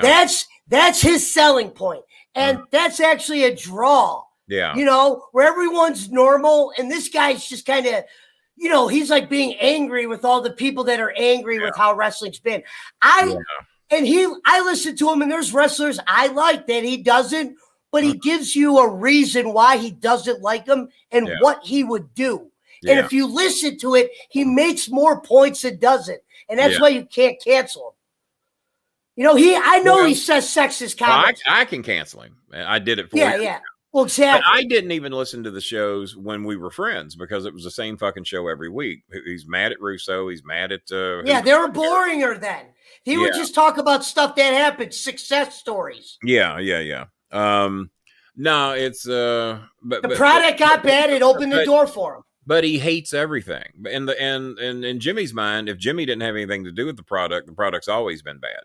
He badmouthed WWE with a fucking passion, even when he worked for them, because if he didn't write it, it wasn't any good. And even when I went up and totally did the whole Mark Cuban thing that we shot on my own, all he did was shit all over it. And because he didn't write it, he didn't have any control over it. And he kept telling me that Mark Cuban wasn't going to show up, wasn't going to be this, wasn't going to be that. And but I noticed he still aired about 12 minutes of the fucking footage anyway. But no, he just shits on everybody's shit too much. If you do not... Philip Connor says he's going to donate once he figures it out. Okay, it shouldn't be that hard. Some of the dumbest motherfuckers on the person that put not NXT, he recently stopped reviewing NXT. Did he recently stop? He just stopped in the last 2 shows. I get it. The show's gotten too bad for him. Well, Jericho told him to just quit watching the fucking show. And that's a bad thing for Jericho to do because that let him know people are listening. Yeah. You think, you know what I mean? Think Stone Cold would have came on back in the day and goes, Kenny Bolin, I don't want you to review a podcast. Yeah. But, you know, or something like that. Well, see, that's what I do. I got one troller out there that just begs for attention on every fucking show. He's been doing it for 4 years. He's from Australia. And I won't say his name. And if I see anybody say their name in here, that pisses me off because that's what he's looking for. Rob Dickin. Rob Dickin. No, it ain't Rob Dickin. I don't speak to him anymore either. But he was another co-host that I've gotten. Boy, I've gotten rid of. I've never seen him. I just heard you say the name, and it fucking makes me laugh every time. You ain't missing anything. As a matter of fact, I was driving down the road one day. I said, "Who's this Rob Dickin looking motherfucker?" My son and Maya died. And Chris might have said it before I did. We've had an argument with it. Chris thinks he said it first. I think I said it first because it sounds like something I would say. And I don't hate Dickin, but he just he tried to pull some shit. He went on my haters podcast and started talking shit about me. Somebody that I'd gotten rid of. So he should have known better. Especially to go on there and talk shit about me. I mean, when I went on Russo's show, I didn't go on there and talk shit about Cornette, but he went on one of my old co-host show. You're a real friend. You are a real friend. Yeah. And well, I was, but once you wish me dead, there's only been one other wrestler that ever wished me dead. And that was Mike Bucci, Nova, whatever the fuck he went by. He wished me dead because he claimed he won a Trump bet with me. The bet is that Hillary Clinton would win the popular vote. I said, I have no idea how the Electoral College is going to go. Al Gore lost on a technicality. I ain't saying that Hillary Clinton couldn't lose, but I said, I will bet you $50 because that's as much as he would bet. I would have bet him $1,000. I'll bet you $50 because the bet was $1,000 and he wouldn't do it. I said, well, how about 50? Can you afford fucking $50? He said, I'll bet you 50. I said, I bet you $50 that Trump loses the popular vote, and it will be dramatic. 1 million votes or more. I said, if Hillary doesn't beat him by at least 1 million votes, I said, you win the bet. Well, when Trump won the election, I was in the hospital and had some major fucking surgery, man. I didn't even know if I was going to fucking live through it. So I get home 4 or 5 days after going into the hospital. They woke me up the night that Trump won, or was projected the winner, like 2:00 in the morning. I said, who won, Hillary or Trump? They said Trump won. I said, oh God. I said, who's won the popular vote? They said, we don't know. They haven't got done counting them all yet. So it took about a week to count up all the popular votes. And Hillary won by 2.9 million or the 3.2, depending who the fuck you believe. But either way, it's more than a million. And so I won the bet. So he contacts me the day I get home from the hospital. Hey, Bolin, I need my $50. I said, $50 for what? On the bet I won. Trump won the election, but you've been in the hospital the past few days. I said, yeah, thanks for checking in on me, man. I appreciate it. I said, but no, you didn't win the bet. I said, the bet was on the popular vote. I said, I told you that Hillary would beat him by more than 1 million. I said, the numbers just came out today. I said, she beat him by almost 3 million votes. I said, that's more than 1 million. I won the fucking $50. He says, so no, goddamn it, man, you owe me fucking $50. I want my fucking $50. I said, Chris was sitting right there and heard the bet, you lying motherfucker. I said, no. I said, you ain't gonna get no. I said, I'll tell you what I'll do. Being as you're fucking broke, apparently you ain't got no money. I said, so I tell you what, shove your fucking $50 up your ass. I don't want your money. And you want 50 from me? I said, I'll tell you what, I'll give you $50, but it ain't gonna go to you. I said, I'll top that. I said, I'm going to donate $150 to the homeless. We're going to get them $150 for the food. Me and Golden Corral and one of the chicken places here in town will team up. We're going to donate $150 of food in your name, being as you ain't got fucking $50. How's that? No, man, I want my fucking $50. I said, well, fuck you then. I said, we'll donate the $150 fucking dollars in our name, and fuck you, bitch. So he calls Cornette on Christmas Eve. Christmas fucking Eve. Calls Cornette and he's talking to Stacy. And he says, yeah, man, that fucking Bolin won't pay me my goddamn money. Well, he didn't realize that Jimmy despises fucking Trump too, and he wasn't that fucking fond of Nova either. So he's bitching to me, and he tells Stacy Cornette, he says, yeah, I hope that fucking Bolin dies before Christmas morning. Fuck him at some. And Jimmy's like, he just wished Bolin dead over $50 fucking dollars. He said, God damn. He said, fuck him. Hang up on him. Hey, we went up 10 viewers, Kenny. We went up 10 viewers. Yeah, we have better than losing 10. It's better than losing 10. It's better than losing 10. We lost 10. I'd had to end the show. And I wasn't expecting many. I mean, no one's going to know who I am, but now they'll know the voice. Well, you think they would tune in just to see me fuck with you, just in case that happened. Yeah, and another thing I'm a fan of is I'm a big fan of The Walking Dead. Well, there you go. Well, see, I had to threaten to block somebody today because they told me that they watch Walking Dead at double speed just to make it watchable. I said, hey, motherfucker, don't you be bad-mouthing my... This was somebody on Twitter. I was like, I'll fucking block your ass. You start bad-mouthing my Walking Dead. I can't even comment on YouTube because of that dumb... Are you kidding me? Jesus goddamn Christ. Hey, the guy that put Jimmy's reviews are useful. They are. He actually spends time on this, but he's just doing it in his heel way. Yeah. What gives him money. And so Jimmy's probably saying, whoa, I got 100,000 subscribers before Pritchard, like 100,000 more. And he's doing all these numbers. Conrad Thompson's doing shows on him. Conrad Thompson did multiple shows on him. 3 hours. Yeah. I'm going to suggest something to my fan base here. For those of you all that prefer to watch the show on YouTube, and being as we have that guy that has this gay sexual attraction to me down in Australia that likes to fuck with your all's comments, he can't get in here on the shows anymore because we fixed that. He also has a big surprise coming real soon that he doesn't know about, but it's coming. It's going to take a little while, but it's coming. But for those of you all that he wants to fuck with, just form another account with a name that only I know. Send it to me in the inbox, and that will prevent him from being able to do that shit. So Chris Schmidt, just form another YouTube account. Don't use your real name, and send it to me, and that way I'll know who everybody is, like the sheriff did. And that'll stop that shit. I mean, this guy is just a sick, mentally demented motherfucker. Are we positive it's the same guy? Oh, yeah, it's the same guy. I've got evidence. It's the same guy. Because sometimes trolls troll trolls, No, and then they do what the other troll it's did. just him. Now he had recruited a couple of others that I had fired, but now he trolls them because they decided they didn't want no trouble with me. Because one of them got a visit from the police, and if he ever mentioned our name again, he was going to jail. So he's out. He said, "Fuck it." And then another co-host that I'd fired, apparently he has found out that the wrath was coming his direction, so he's out. He didn't want no more trouble.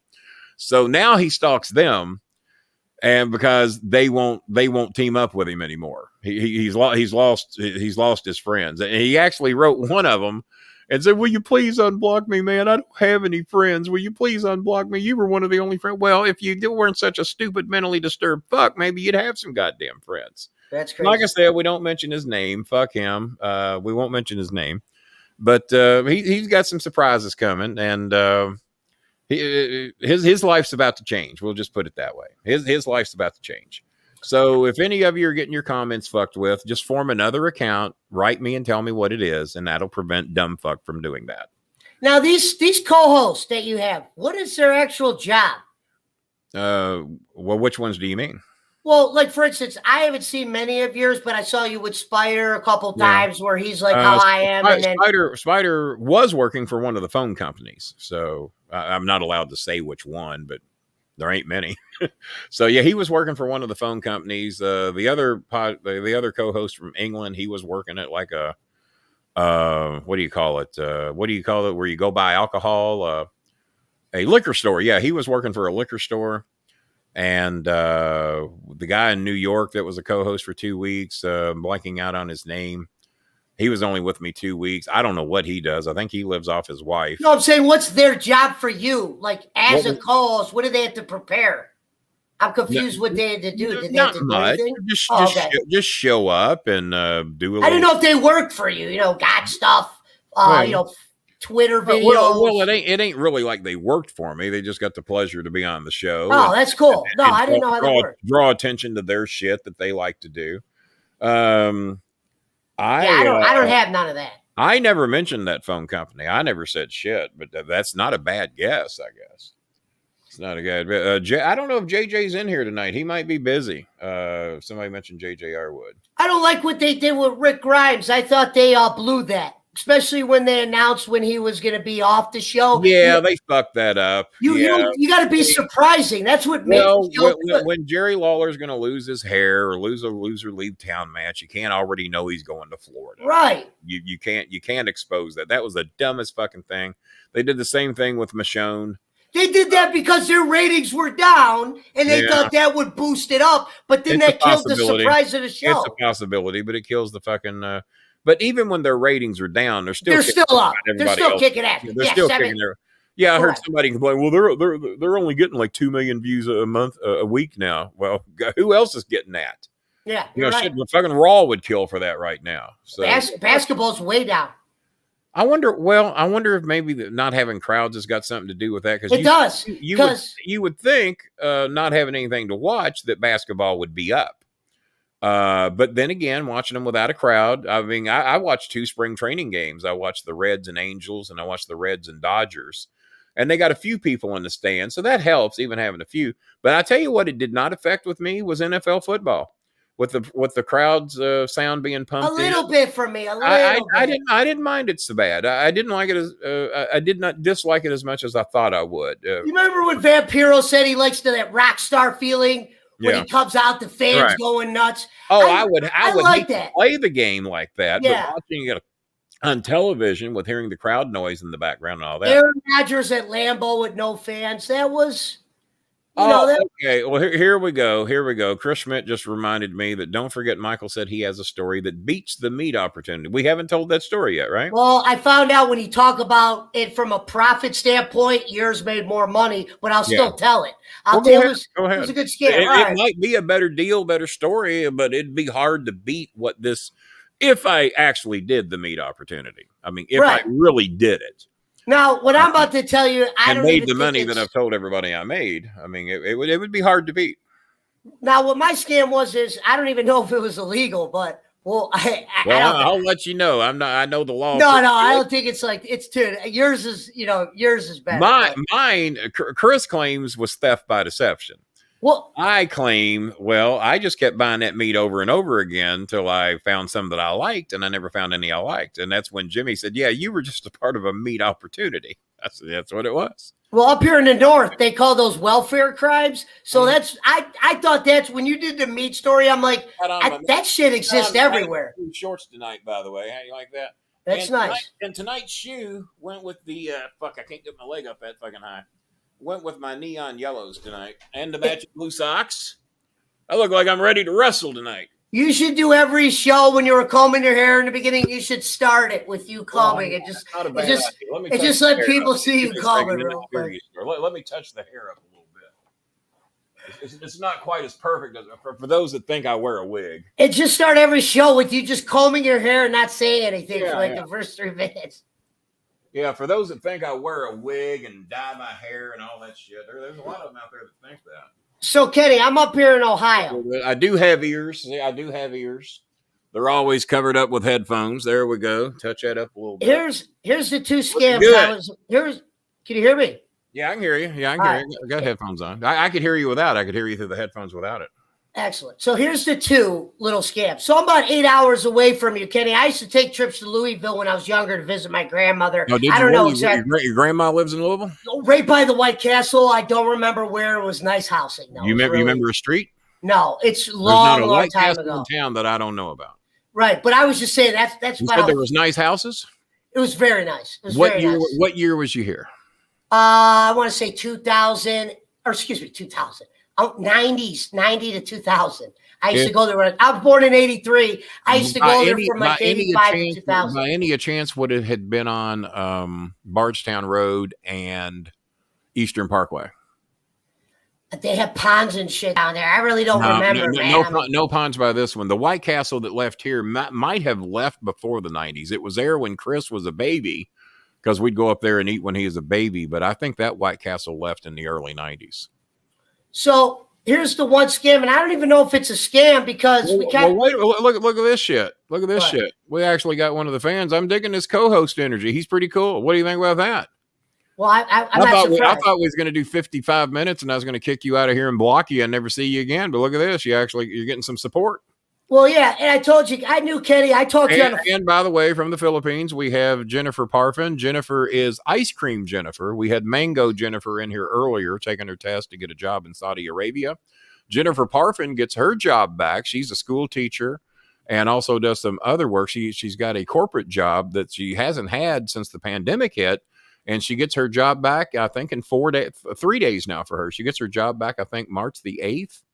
Maybe March 12th. If she has the correct date, she can tell me. But she's finally about to get her job back and make her life a little easier there in the Philippines. But that's Ice Cream Jennifer from the Philippines. Mango Jennifer, she climbs up on her roof and picks mangoes for her kids. So we got our Filipino fan base in here tonight. And both are very sweet ladies, by the way. Jennifer Parfin, the school teacher, is the one that helped me get the ice cream for the Philippines, or where we feed the kids ice cream. And she also helps me with the people that we get rice for, tarps for, mattresses for. She really helps me a whole lot with all that stuff. And sweet young lady. All right, so let me tell you this. One of my 14 girlfriends, she'll be the first to tell you that. Let me tell you this, Ken, before we lose more viewers, friend. Well, I'm just joking with you. All right, so listen. I used to go to, it's not called this anymore. They changed the name. Now you got somebody wants you on here weekly because you sound like Joe Pesci. They want you. I think they're wanting you to. That's the story. The Pesci story is what I'm about to tell right now. All right, go ahead. That's what's crazy. So once upon a time, when I was 21, I went to the Ohio Center of Broadcasting. Michael Ryder says you're doing a good job. Don't let me interrupt you. So once upon a time, I used to go to the Ohio Center of Broadcasting. And do you know what a cameo is? Yeah, I know what a cameo is. So listen, this is awesome. So our you think I'm a fucking dumbass? Of course I know what a cameo is. I don't know much about shit. Like, I'm new to computers. You know what I mean? I know about everything. I'm like you, Kenny. I made my life hustling for most parts. But you sound like you might be a hustler. Go ahead. Yeah. So anyway, I'm 21 years old. And at this broadcast, I might have to have you back on. It's like 4 or 5 minutes in a row. That's why I had this idea, bro. I knew you did. Well, when you told me, I said he's gonna suck. I'm going to be No. honest with you. I said, he's going to suck. He's already telling me how great he's going to be. He's going to ask all these great questions. I didn't want you to He think has I was a He troll. set himself up for failure. He's going to suck, and I'm going to get rid of him in 55. Swear to God, that's what I was telling myself. But no, you've done a great job. I'll be the first. I go along with the fans. You've done a great job. I went to the Ohio Center of Broadcasting, and between you and me, when I graduated from there. Now, what year did you graduate high school? Let me think about this because I did high school a few extra years than normal. What years should you have graduated high school? Okay, that would have been 99, and I think 99. See, I graduated in 79. Yeah, I'm 83, so I can tell you the ages. So basically, when I graduated high school, which was a disaster. Yeah. My dad told me asked me to want to do it. I said I either wanted to be an actor or be on radio. Right. So he pays the $12,000 for me to go to this broadcast. Damn, what did your dad do for a living? My dad never gave me $12,000 my whole fucking life. Neither one of them. He owns a computer consulting firm. And bless his heart. And this is when computers were taking off in the 90s. Man, I'll take $12,000 today if he's got it. I'll make him proud of me. He's a great guy. I'll be the son he was actually proud of if he'll give me $12,000. It's a sad ending. Even though I'm probably your dad's age, but go ahead. This story has a sad ending for me, but I had a feeling. Go make me cry. Go ahead. I actually excelled at this school really good. But one of the things was that my voice sounded like Joe Pesci. Yeah, well, it does sound like Joe Pesci. There's no doubt about that. The school was doing local. I'm up here in Cleveland. Yeah. Was doing local, which was Ohio celebrities in a cameo. Right. Now, Joe Pesci's not a celebrity, but the guy that was running the cameo department goes, "Hey, I got an idea. Why don't we have you do some cameos as Joe Pesci? All right. And we'll see how many people call our bullshit." Yeah. Now, this is on radio, I take it. Yeah, I'll be honest. On radio, they might not know it's not Joe Pesci. Listen, so this is what's good about. Well, I'm listening. I have headphones on. I'm fucking listening. Don't tell me to listen. Sorry. All right, sorry. All right, that's all right. All right, they were okay. They would say, cut the cameo. Somebody put the mic. They would have me do happy birthday or whatever I was doing the stories. And then they would put Joe Pesci on the list of cameos. Right, we just got a request before you finish your story. Say two U's. Two U's. There you go. Then I'll say two Utes. Two U's. Two Utes, yeah. No, how would Pesci say it? I don't know, because I don't. This is just my regular voice. My cousin Vinny, two Utes. Two Utes, okay. Two Utes, yeah. You have watched My Cousin Vinny, right? Of course. I know. Well, he says two Utes. Well, Your Honor, we had two Utes. Two Utes broke into a liquor store or whatever. Yeah, all right. All right, so they put me on the list. Got a lot of support in here, man. I think they might kick me off my own show and have you do it. Shit, I might be in danger of losing my show tonight. So we got a list of names, right? All right. All these Ohio names. So the calls start coming in who people want to see a cameo for. All right. Would you believe it, Kenny? Out of all the Ohio stars, they still chose Joe Pesci. So I'm cutting these cameos, and I'm asking the guy, I don't know how much money he made. I could just tell you how much money I got. Okay. Because they were really quiet. They obviously knew I didn't know much, so they were just kind of taking advantage. It was guys that worked at the school. So I go, has anybody complained? I think they did 150 of these cameos. God damn. And only 2 people questioned it. Called bullshit, yeah. And I was surprised. And that's not a bad ratio. Shit. I can go on as Kenny Bolin and say I'm Kenny Bolin, and maybe 138 might only think it was me. So I made a lot of money doing that. That was one of the scams. So what's a lot of money? I mean, shit. What'd you make? Man, I was making. Listen, this school was a 9-month school. Yeah. Right hand to you. And this is the school your dad paid $12,000 for you to go to, right? Ohio Center of Broadcasting. You can look it up. It just changes the names. It's a little. All right. It's not no college. I don't got a degree. So this is how the money went. As long as I met with them on Mondays and they did the tapes, I don't know who they gave them to. They would give me $700. So I don't know what they were making, but for the 9 months, they were making good money if they gave you $700. They gave me $700. Now that $700, let's see. No, that was $700 for 20. So every 20 days, I got $700 from these guys. Okay. This guy here, Van Winkle, makes a good point. You would have been great as one of my assistants on Ohio Valley Wrestling, and just named you. You would have been Pesci's cousin, Billy Pesci, or Blow. I don't know whatever name we'd give. You'd have been Pesci, whoever you were. And and you come in and explain why we lost a match, and you'd always have to take the heat for everything. And you would have been a good character. I agree with that. so this is how it got caught. Nothing with me. The guy that was taking the money was just whatever they were doing, they were taking it, and they were taking more than they were supposed to, even for the real cameos. And they got caught. Like, it was a big thing. Yeah. I'm blessed that they never came to me. I don't know how illegal what I was doing, but all they would say was, they would say, talk into the microphone. I don't do a Joe Pesci impression. They just say I sound like Joe Pesci. Yeah, you do. So I'm just like, yeah, happy birthday to you. Happy birthday. And then, you know, next week they might have me say something like, hey, Jim, it's really good that you graduated high school. So here's the best scam, though, Ken. This is a quick one. Give me 1 second. I got a person Go ahead. That I have. I'm doing my show right now, but I promise you I will write you as soon as I'm done. That's a relative of mine I haven't heard from in a while and probably doesn't know I'm doing a show. So there we go. All right. So the other one was... Take it away, Joe. So the other one was... I'm not a church guy, but these churches... Well, I'm not a church guy either, but what year did you learn that you sound like Joe Pesci? How old were you? Well, believe it or not, when I was younger, they used to say it a lot more because my voice is a little bit more squeakier, you know. Yeah, I can like but I never meet a new person right now. Like, if I were to go outside and meet someone, they say, hey, man, that guy sounds like Joe Pesci. Right. I can see that. Now this was the other scam. This is one that was just kind of quick, but it was weird.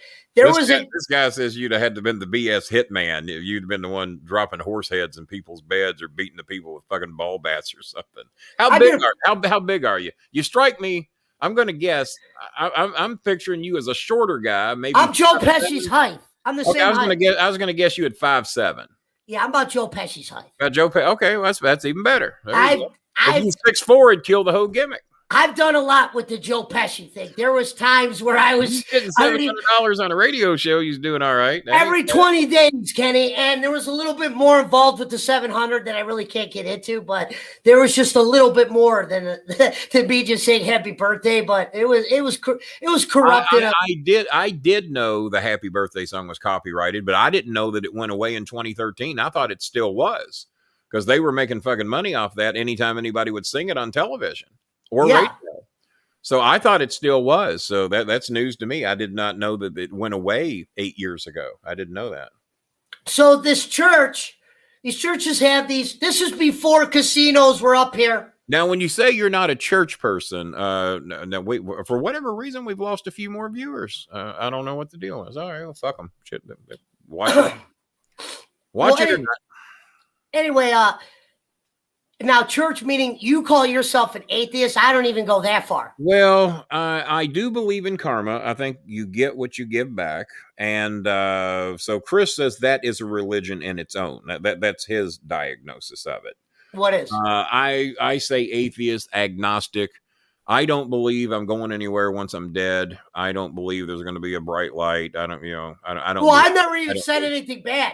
Like when they said the Vikings believe in Thor, I'm cool with that. I was a Thor fan. If that's what they're I wish Thor was my god, to be honest. But anyway, let me tell you this church thing. So before they had casinos up here, meaning they didn't have casinos up here, Kenny, for a long time. Yeah. So, and I'm a gambler. You know, I gamble on sports. I am not, but I have been to. I stopped. I've been to the one in Cincinnati with my brother, the one that's near Cincinnati. I've been to the one. That Kane wrestled with us at. I'm blanking out on the name of it. But I am not a gambler at all. But the only time that I did gamble any money, a friend of mine gave me a $50 gift thing that I could gamble chips at Caesars when we went to meet Casey and the Sunshine Band for dinner. And I had $50, and within $10, I had won $500. So I quit. I gave Ron Higgins, who played Thurston Throckmorton on our shows, I gave him back the $40, and he went and spent his $40, never won a dime. I spent $10 and won $500, and I quit. And when I went to Las Vegas, I took $60 with me to gamble. That was all I was going to gamble, and I won $140. So I won both times, but now my brother's addicted. He has an addiction. He once had $130,000 from when he sold his house when he got divorced. The next year he was broke. Gave it all to fucking I've seen casinos. that. Yeah. But anyway, so at this church, they have what's called a Monte Carlo, where inside the adults could gamble and play poker. My brother gambles at Belterra. We went to Caesars. Well, it was called Caesars back then. I think it's called the Horseshoe now. But Yeah. Belterra is where my brother gives most of his money away at.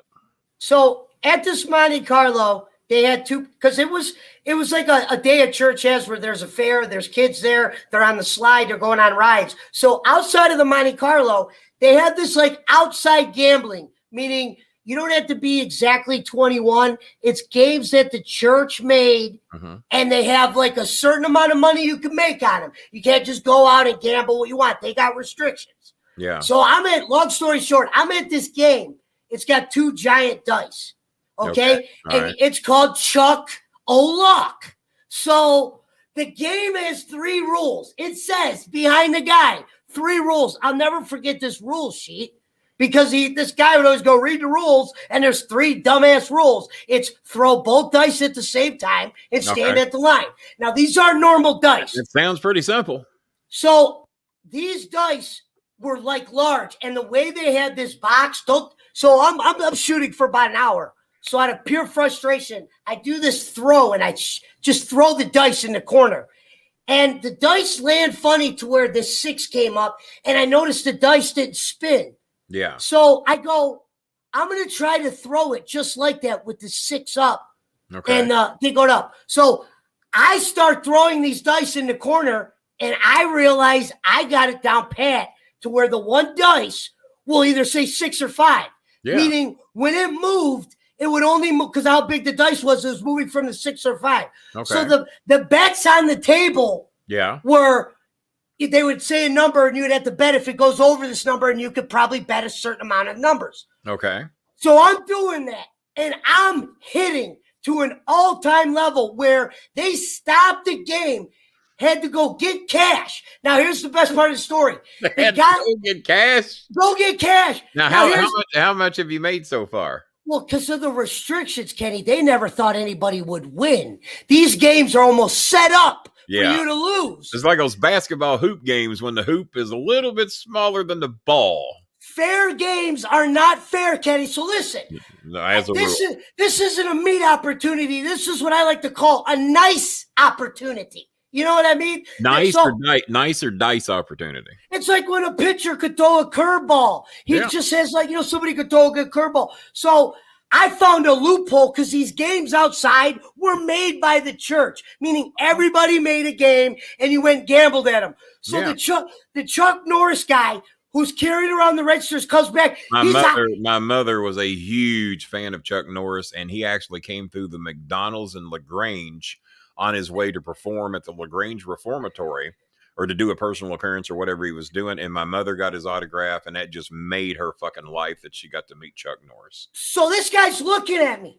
Now, let me tell you why he's looking at me, just because I know these games were church games. They were meant to raise money. So you're telling me we're just meant to lose? They're fucking losing money. Here's the worst part. This is embarrassing.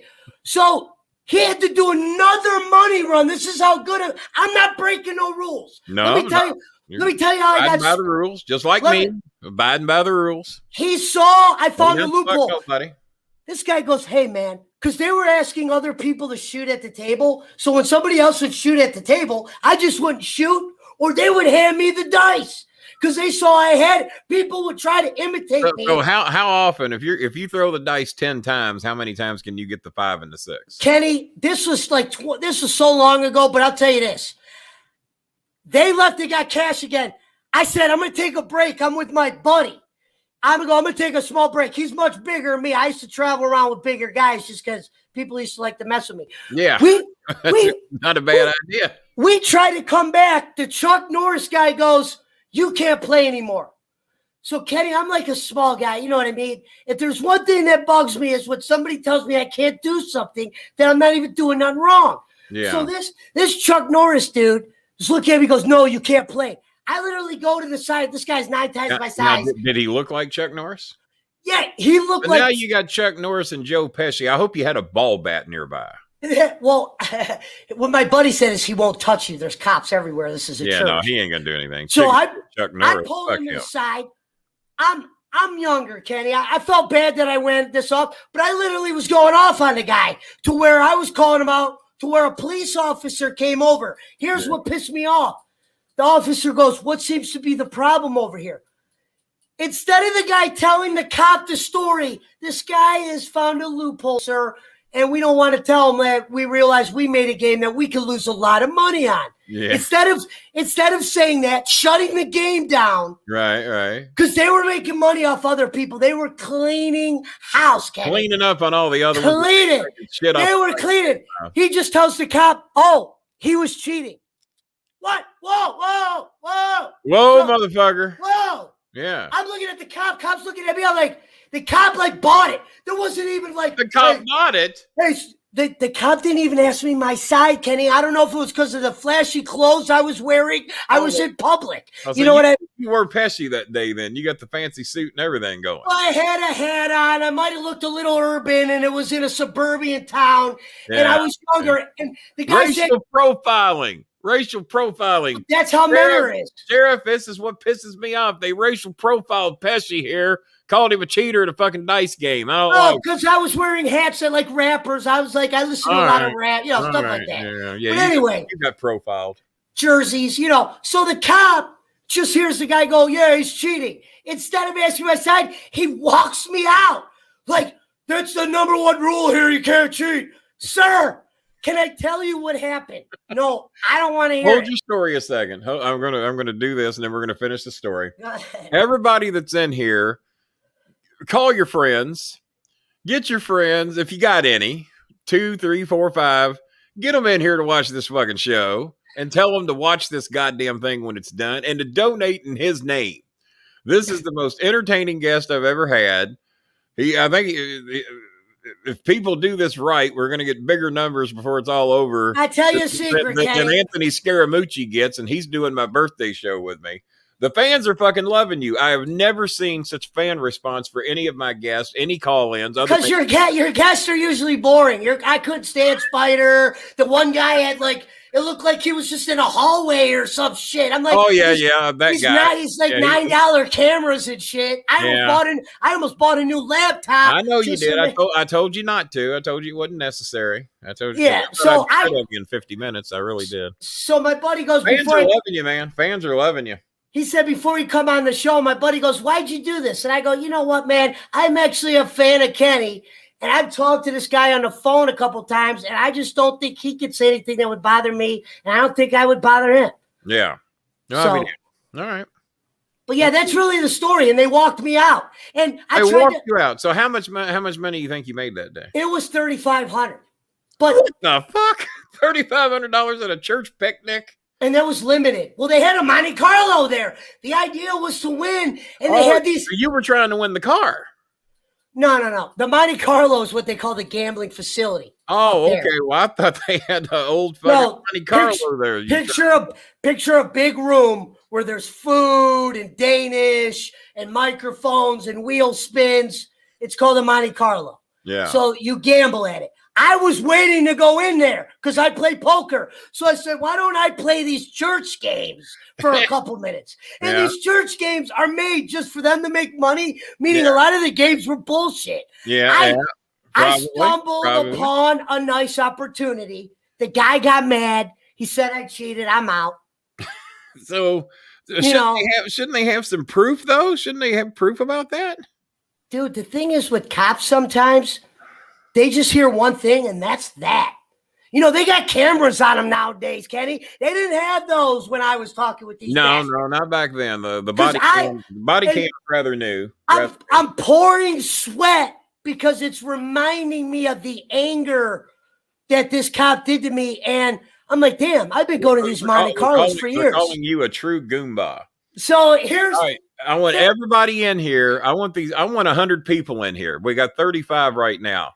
Everybody in here, get somebody, 1 or 2 people to come and watch this guy. He's fucking great. There's a better part.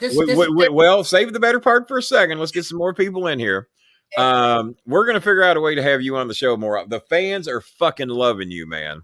Yeah. JJ Arwood, good thing he knows how to do all this technical shit. He might be out of a job tonight. How often do you want to do this show? Do I need to do a bonus show during the week where just me and you do 90 minutes or something? Yeah, KS, you know what I said before I got on the show? My buddy goes, "Why are you going to do this?" And I go, "Let's make a small side bet. I bet you dinner tomorrow." And our version of we have Golden Corral. I don't know which one did you say? Well, we had Golden Corral here, but they closed, and I don't know that they're going to reopen. I've been a celebrity guest at Golden Corral for 17 years. I go, I'm supposed to go. I got about 30 free dinner cards sitting in my ottoman that I can't use because I don't know any of them that are open. I go, I'm supposed to go 50 minutes tonight. I go, I bet you we go more than 50 minutes. A bunch of people say it sounds like Joe Pesci, and then just my normal stories they might like, because, it's just normal. But I'm actually a fan of it. Ross is from Canada. He enjoys Mike Pesci. I have seen nothing, but I haven't seen one negative comment about you all night. Ross, that's Mike Pesci, supposed to be a Goomba at OVW. You know what? OVW is getting open back up. There might be some work for you. Ohio's not. Cleveland's a good ride. What, about 5 hours from here? Yeah, well, no, it's 8. It used to be 8. Well, it's 2 hours. I'm supposed to go to Cincinnati in a couple of weeks. I got the owner of Gold Star Chili has invited me and Chris up there and is going to take us to Gold Star Chili because he's part owner. And then he's taking us to Jeff Ruby's later that night. So we're going to be doing that real soon. We just confirmed that today.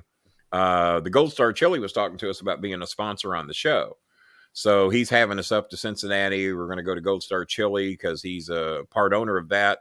He's also part owner of another like sandwich shop. I forgot the name of it.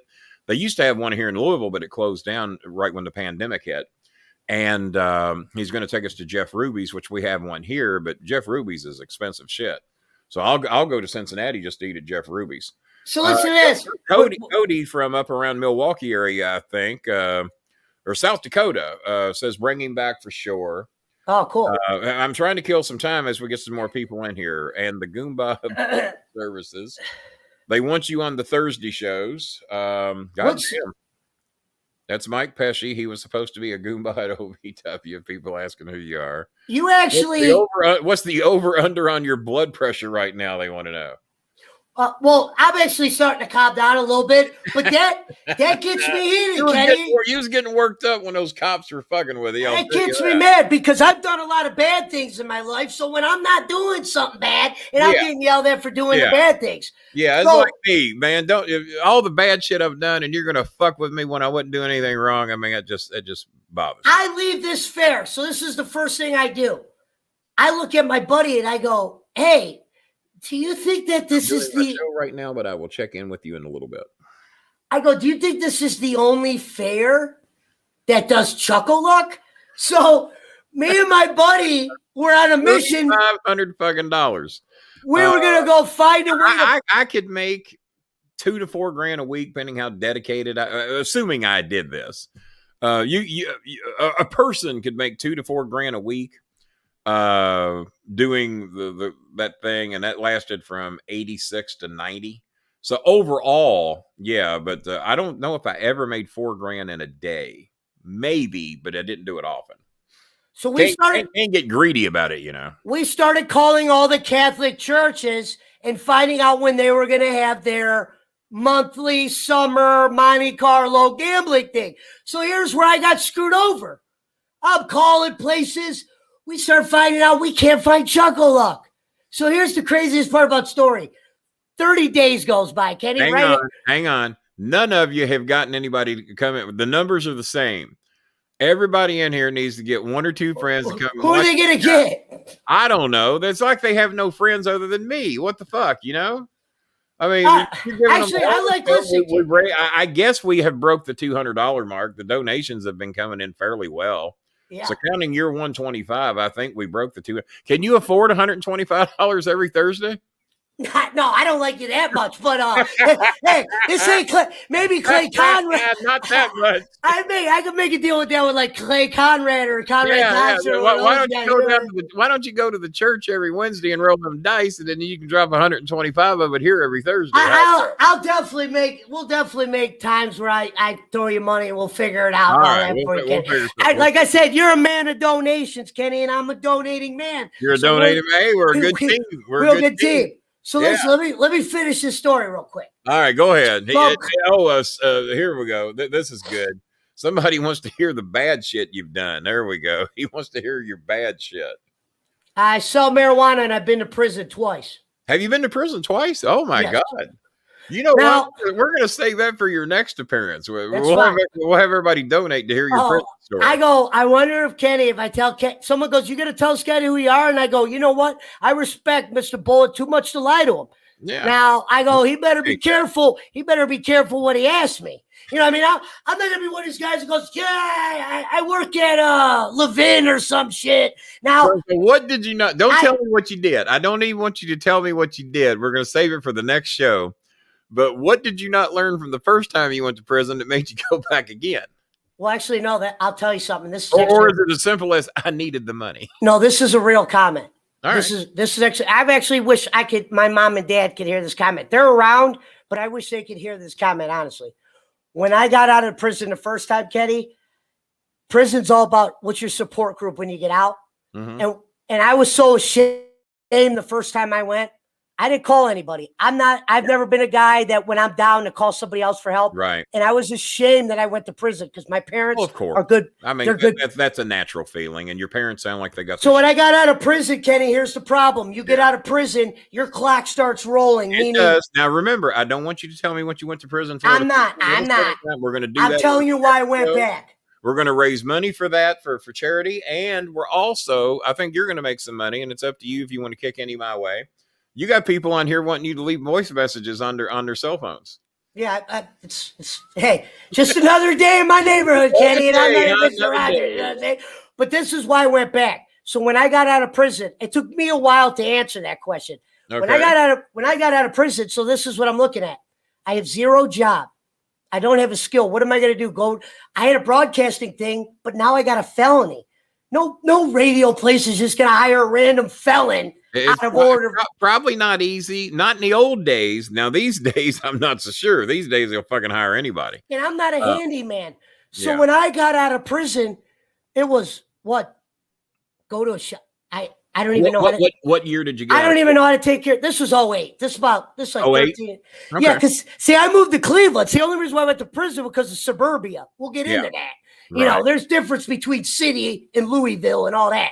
Yeah. So I basically went back to prison because here I am out of prison, no way to take care of myself, no job. Yeah. I got to get my license and car back. Right. And the first people I run into are the people that, the only people that are giving guys like convicts jobs is people that do convict shit.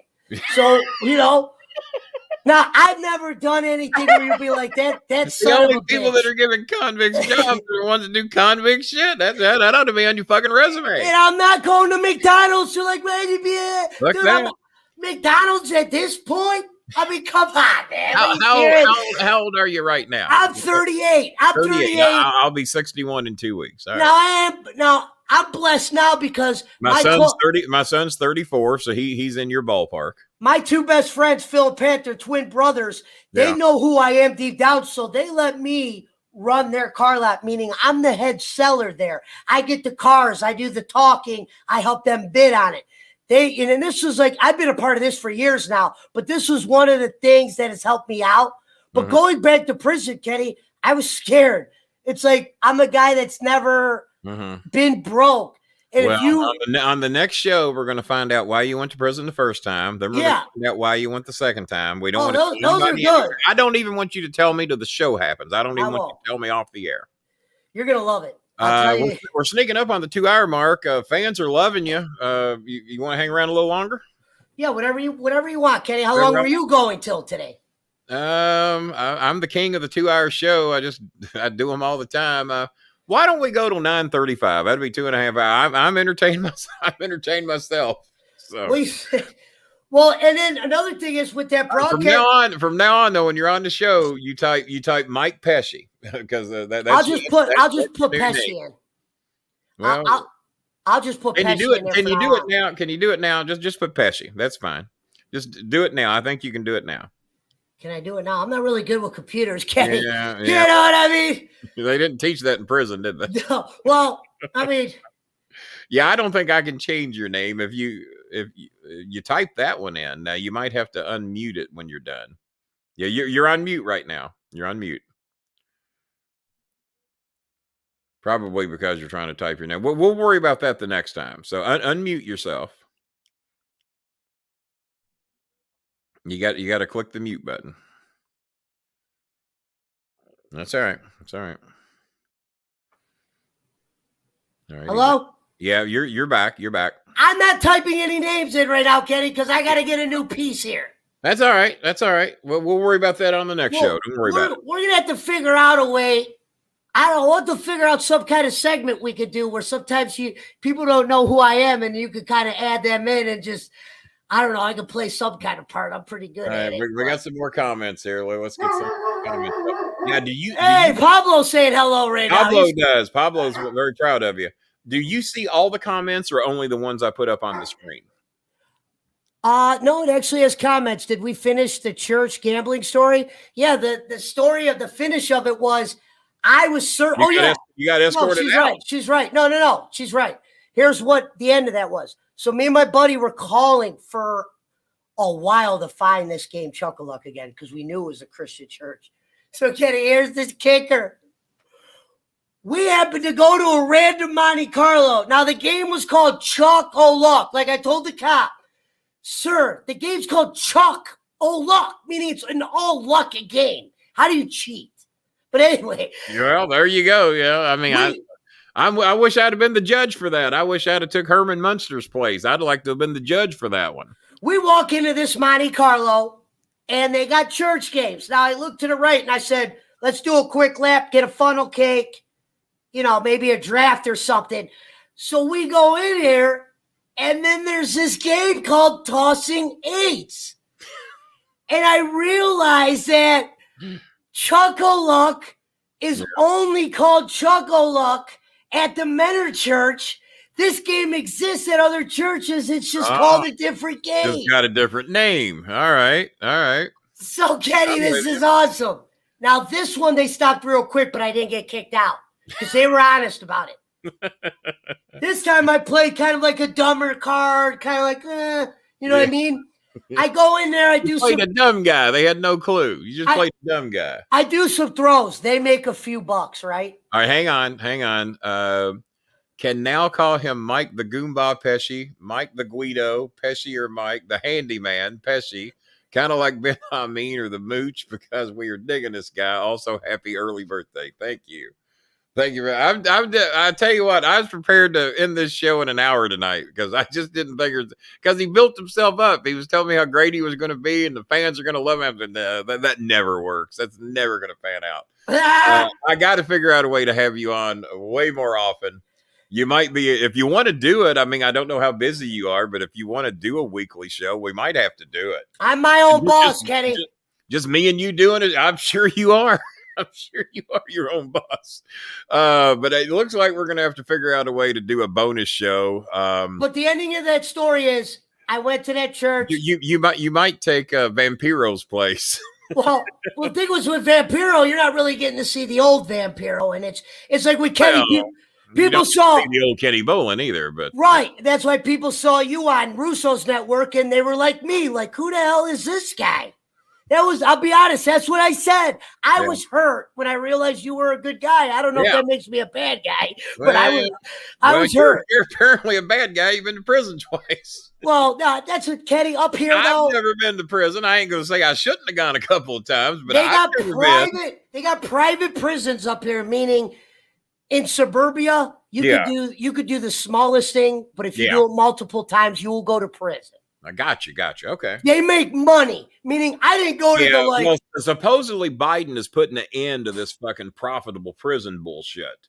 because anytime you're making a profit off prisoners, making a profit off kids, when these kids go to these fucking foster homes and shit, anytime it's a profit situation, that's fucked up because they don't want you out of prison because they're making money off your ass. They're making money off these kids, and that shit's got to be done away with. And then the probation is set up where you'll almost fail, and that's where you can't possibly live up to what they're wanting. No, they felony probation. They want to come to your house. Can you imagine if you had some lady going in your underwear drawer and shit?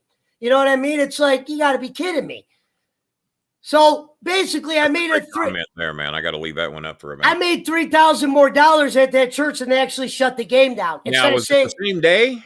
No, this was a month later. A month later. So 3,501 for 3,000, 75 bucks in a month. That ain't bad money for anybody. Well, this was about 35 days later. That would almost pay Jimmy Cornette's expenses there in a month. Like you would say, right hand to your God. That was fucking, right hand to your God. Right hand to your God. You got. I've heard you say that a lot of times. So my hand to your God. They admitted the loophole and they shut the game down. But it'll be to yours. Did you hear me though? I didn't. Go ahead. They said there's a loophole in this game, and they actually shut the game down and started calling me a cheater. And that was the last time I saw Chuck O'Luck. There was unbelievable. I can tell you, there was a time. Did you ever find it at another church? Another good story is how I had to pay $10,000 for putting on the Slider costume at the Indians game. You're up $7,500 already. What did they wanted you to pay $10,000? Well, my buddy was one of the mascots at the Cleveland Indians, Slider. Yeah, I know Slider. Yeah, I know who you're talking about. They took Chief Wahoo from us, and we're not even the Cleveland Indians anymore. all that sensitivity shit. I mean, if you're going to take the name from the Washington Redskins, and then we'll get into your story. Redskins and Indians, though. That means the Indians, and now the Indians are considering changing theirs, right? Isn't this the last year of the Indians? It's already done. It's already done. I don't. What are they called now? Probably just the Cleveland No Ones at the moment. They don't even have a name? I don't think so. They haven't announced it. The Cleveland baseball team, like the Washington football team? I'm usually all over these things, and I don't see it. I haven't heard of another name, but I heard the Indians is going away. Now, how long can the Chiefs go? How long can the Florida Seminoles go?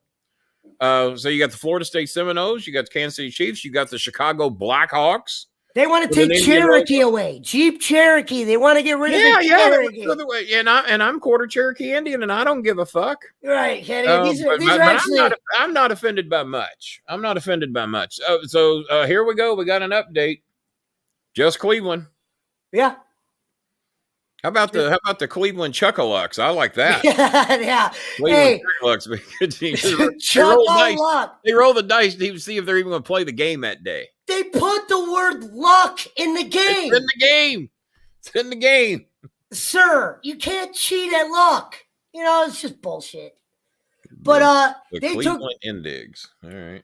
I've been upset. I'm not a fan of our owner. I don't like the way he spends. He traded our best player. Owner? I don't know your owner. Who owns the Indians? He's actually related to the guy that owns the Knicks. He's one of the Dolans. So he's related to a guy that owns the Knicks?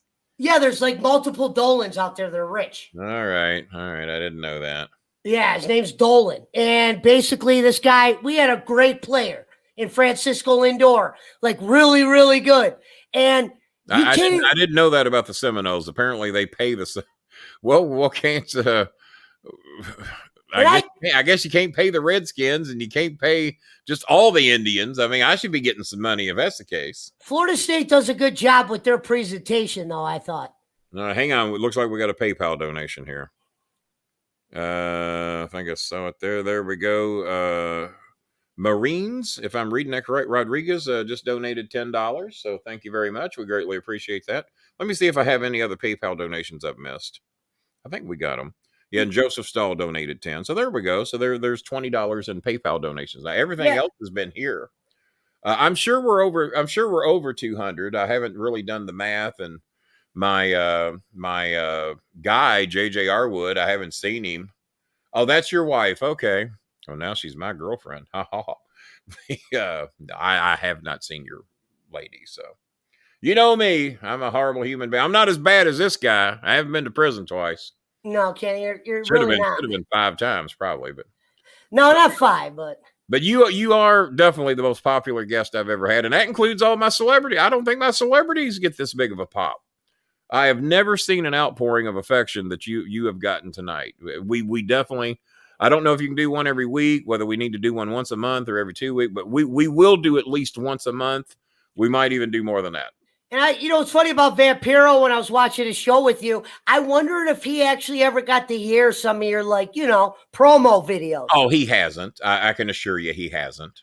Because I remember you were going to tell him the meat story, and he goes, "I don't know English," or some stuff. Or he's like, you were trying to tell him, and you were trying to tell him a story, and he just goes, "Dude, I don't know." Well, you listen to the shows very closely. You recite shit that I can't believe you even paid attention to. Kenny, here's the thing with you, and I'm going to be honest. Ever since I saw that first, don't be honest. I won't like you no more. Don't be honest. Oh, that's true. Go right ahead. But I always said, man, I go, what this guy does in those videos, like, you remember your old co-host, how you doing, Kenny, Callie, or whatever? Callie did have a bit of a rough voice. I'm hanging in there, Kenny. DJ Callie, she was a DJ. Now, sometimes the voice was rough, but she actually had a soft voice. But her DJ voice was a little rougher than her real voice. I don't even know who she was. It just said Kenny Bolin, so I was like, click. Well, I was way more famous than her. I was giving her the rub. More ways than one. But that's how I came across from you. And I always wondered how many of your fans actually became a fan of what side and why. You know what I mean? And when they found out they're actually two different. Do you really think we can saturate the Pesci market? Do you even think that could possibly be done? We're probably either going to do every 2 weeks or every 4 weeks, just to keep it fresh, to make it something special. Every week might be a little much for me and you trying to keep up with each other. But let's think on it. I mean, fuck, if it makes money, we'll do it every day. Well, you're sure, like I said, I got the multi-screen setup. So when Bolin goes live, he's on one of the multi-screens. And the funniest thing is the first show I ever listened to live did donations. I made a comment. And I want you to say hello to my sweet friend, Jennifer Parfin. She's the ice cream lady that helps me raise money for ice cream for the Filipino kids. She distributes it. She does all the hard work for me. She finds the kids. We have fed probably over 700 or 800 kids ice cream since we've been doing this. That doesn't include the rice and the tarps and all that. And unfortunately, there's a neighborhood where she lives to where the winds got it wasn't quite a typhoon, but blew down a bunch of banana trees, which is a food source for so many of those people.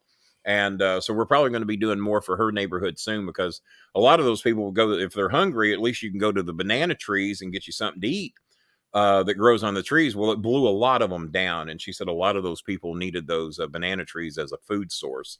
But Jennifer, very, very special lady in my life. And thank you, Jennifer. The ice cream lady. So say something nice to Jennifer, as Joe Pesci would say it. Jennifer, we appreciate everything you're doing for the people in the Philippines. There you go. And she lives there too. And so does Mango Jennifer, who is currently in Manila trying to get her paperwork done to get her a better job in Saudi Arabia. Jennifer goes back to work very soon with her company, and she'll be making better money again soon. So we're very happy for those. What do we got here? I like Conan always. Don't ever get a lie. Don't ever let a lie get in the way of a good story. Me and Cornette have both said that many times. Don't ever let. As a matter of fact, when I start telling stories, he says, Kenny, you've already told me that story. I said, well, let me tell it again. I might have changed the finish. Right? Yeah, well, I expected a bigger pop than that, but okay. Lurie's the man. Oh, Pesci's the man. That's a friend of mine, Philip Harford. That's the guy Philip I work Harford? with. Yes. Oh, you work with him? Yes, I do. Now, why was your friend saying, why are you doing Kenny's show? He didn't want you to do my show? Did he have No. People, I told people that I'm going to go on your show and I'm going to do well. And do the whole show. Did they not believe you'd get to do the whole show? I don't want to say anybody didn't believe me, but, when you're going on live, people have different thoughts. And I just said, you know what? I feel comfortable talking to Kenny, and I just know I don't think there's anything you could say that would bother me, and I'm just a fan of yours. Well, that's one thing about me, and I apparently got this from my Aunt June. My mother said that she told me this when I was a teenager. She said, your Aunt June can wine and dine with the rich and famous and sit under a bridge and eat with the homeless, and she'll be comfortable in either place. And that is something that I definitely stole from her. I've never met anybody that I didn't like unless they gave me a reason not to. I don't care how much money you got. I don't care how poor you are. I am just as comfortable with Mark Cuban and Anthony Scaramucci, who are multi-billionaires, as I would be with you, who says you've been to prison twice, as I would be with Munchie. Munchie's a hobo, and I'm going to have Munchie on my show. You and Mark Cuban share a lot of the same views, believe it or not. From what I understand, we do. Me and Scaramucci do. Scaramucci called me at my home after we did a show. I forgot I even sent him my number. He called me about 2 hours after the show, and Scaramucci, a big Jesus guy, diehard Catholic, a devout Catholic, and he knows I'm an atheist, agnostic, whatever the fuck I am. And he called me about 2 hours after the show, and I was watching the Cincinnati Reds. It was last summer. And he heard the baseball game going on in the background. He says, Kenny, Anthony Scaramucci, man, I didn't mean to bother you. It sounds like you're watching baseball. I said, the Reds are getting beat 10-3. Fuck the Reds. I said, what can I do for you? I said, fuck your Anthony Scaramucci. I'll take your call. And so I paused the Reds and talked to him. He says, Kenny, I just wanted to thank you for having me on your show again. I really love doing your show. You're so real. You're way different than any of the other shows that I do. That's why I really love doing your show. That's funny he says that, because I couldn't figure out what Bolin was the real one for my first 30 days listening to you, but then I eventually got out. Well, hey, let me ask you this. He went on to say, you and I have a connection. He says, I don't know what brought us together. We're really from two different ends of the world. He said, but you and I have a connection, and I want you to know that you're my friend and you will always be my friend. I said, I cannot tell you how much that means to me. And he's about to be on my show for the 6th time, March the 16th. And he does CNN, MSNBC, Fox, all the network. He's on every fucking network every night. He's got their own podcast they do called Salt Talks. He's worth $9 billion, and he calls me his friend. So listen, you were on Russo's brand, and you did an episode where I was trying to figure out, is Kenny saying these comments because he just wants to rub his audience the wrong way? So let me tell you the comment you said. Okay. It was at the end of the show. Now, I know this comment's real just because I know you, and there's nothing wrong with the comment because people say it. All but right. you know Russo's got that church audience. He does have the church audience, yeah. So at the end of the show, Kenny just goes, and I like young women, and you will deal with that. And I'm like, so my favorite part was you weren't on the show I do. You weren't on the that's human. So you weren't on the show, but see, Russo has like this church crowd. I don't want to put everybody in there, but he has like he's got a large church. So I go, they're saying he's running off the fans. Did he make that comment because he knows women are going to be out there pissed that this guy made a comment like that? So I thought you were like in story mode, and you're like, man, I'm pissed at these guys. I'm going to say something that they're going to remember. You mean on Russo's show? Yeah, I did like pissing Russo's people off. Because it was after an episode where you got they were editing you, everything you said. I remember I was listening to videos. Kenny's like, I never saw the post shows. I only know what I did live. I had no idea they were editing me. I didn't know that. Oh, I was sick about it, and I listened to those guys. I'm actually learning that for the first time tonight. I did not, because I never listened to the post show, so I did not know they were editing me. Then they did that Kenny's getting bullied show, and I hated that. Like when you told Jerry Lawler, I was upset at you when you sold yourself out to the fans. I believe it was 2010. You called Lawler out, and I was like, damn, how's Kenny going to let these guys saying he's being bullied when he's the biggest bully in the room when he opens his mouth? I was just upset because I love you, Kenny. And, you know, as a guy that loves you, I hated to see you like that because here you got 4 people standing around you feeling bad. And, hey, this guy's the biggest heel in the room. You don't need to tell him shit. That's just how I felt. You know, as a member of Bowling Services, I'm not a member of the Cole Cornet. I'm Bowling Services. When did you declare yourself a member of Bowling Services? I'll tell you this, Kenny. Who was the name that you used in Lawler's video when you're like, blah, blah, blah, referred me? I can't think of his name. Who was the guy who said it was a referral and fucking Lawler said that guy's a con man, he's a liar? And I'm like, what? Now, hang on. There was Clay Conrad that we thought was the announcer, and God damn it, he died recently. And I don't know his name, but you kept saying Dennis Corluza. God damn it. No, it wasn't Dennis Corluza. No, Dennis Corluza is the god uncle. Who remembers who I kept saying gave me the phone number? Not Clay Conrad. But whoever this is, he had a show, I think, on Arcadian Vanguard. I think Brian Last gave him a job, and I'm blanking out on his name. I had dinner with him in Memphis about 4 years ago. He passed away. No, it wasn't Clay Conrad. No, it wasn't Clay Conrad. That's what you were calling Glenn. That's what I was calling Lawler's co-host, Glenn. Yeah, that's what I was calling. I said someone else referred me there and gave me the phone numbers, and Danny, is it Danny something? Danny? He passed away recently, like a year ago. I'll tell you, that's what we thought maybe he died of COVID. He was on the Arcadian Vanguard network. No, I do not miss Trump yet. Rather you not even type that name in here, to be honest with you, unless y'all want me to cut a promo on him, which I do that regularly. No, God damn it, what was his name? He had a show on Arcadian Vanguard. And he kept saying his name as the referral. I know his name is fucking no. And Lawler's like, out of all guys for you to say, hang on, Scott Bowden, right? Yeah, Scott Bowden gave me the number. Scott Bowden referred me here, and then no, Scott Bowden he ain't got no goddamn. Lawler called him a liar. He said he's known as a compulsive liar. So he's known as a compulsive liar, and but yeah, he got a show on Last Network, and Scott didn't actually strike me as a podcast guy, so I never heard the shows. But Kenny, that's what makes you great. Then I heard he got sick and he died in California, and I heard he had a real good job out there. You're working for Disney or something. You're a fan of heels.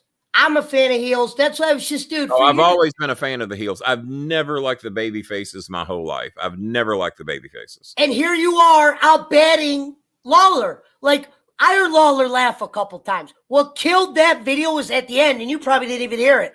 They put police sirens in. Yeah, that I did hear. I have to admit, I did go back and hear that show because I knew they were going to be putting in sound effects at the end. That was just what killed it. Glenn told me that, and it did kind of kill it. It was really on point because it was believable because you swore, and Lawler don't like that. And it sounded like he was pissed about that. He actually was pissed.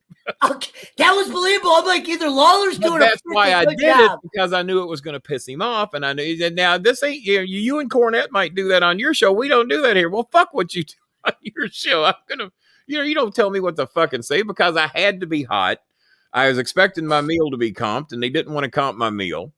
And but yeah, the sirens, and Glenn thought he was doing a good job, but everybody, and even with the sirens, 70% of the people thought that, maybe 80 thought that shit was real. Yeah, they really thought I went to prison, because Maya dressed me up in prison garb when I got home, put me in an orange vest. She put a teardrop under my eye because I had to kill a guy for a ham sandwich, and people were fucking believing it. Why? They really thought I went to prison, and I looked rough as shit. Maya's got the picture somewhere. I'm sure I've got them. He sounded Lawler sounded pissed the whole episode. And well, that's because Lawler and I both are great workers. I mean, Lawler and I have been dear friends for fucking years and years. He does not like my views on Trump. That's why he may not do the show. Hey, Barkeep. Yeah. Now I don't know where I got Barkeep from. I probably an episode of Gunsmoke or something like that. Hey, Barkeep. And so now I say Barkeep if I want to fucking pep. Hey, Barkeep.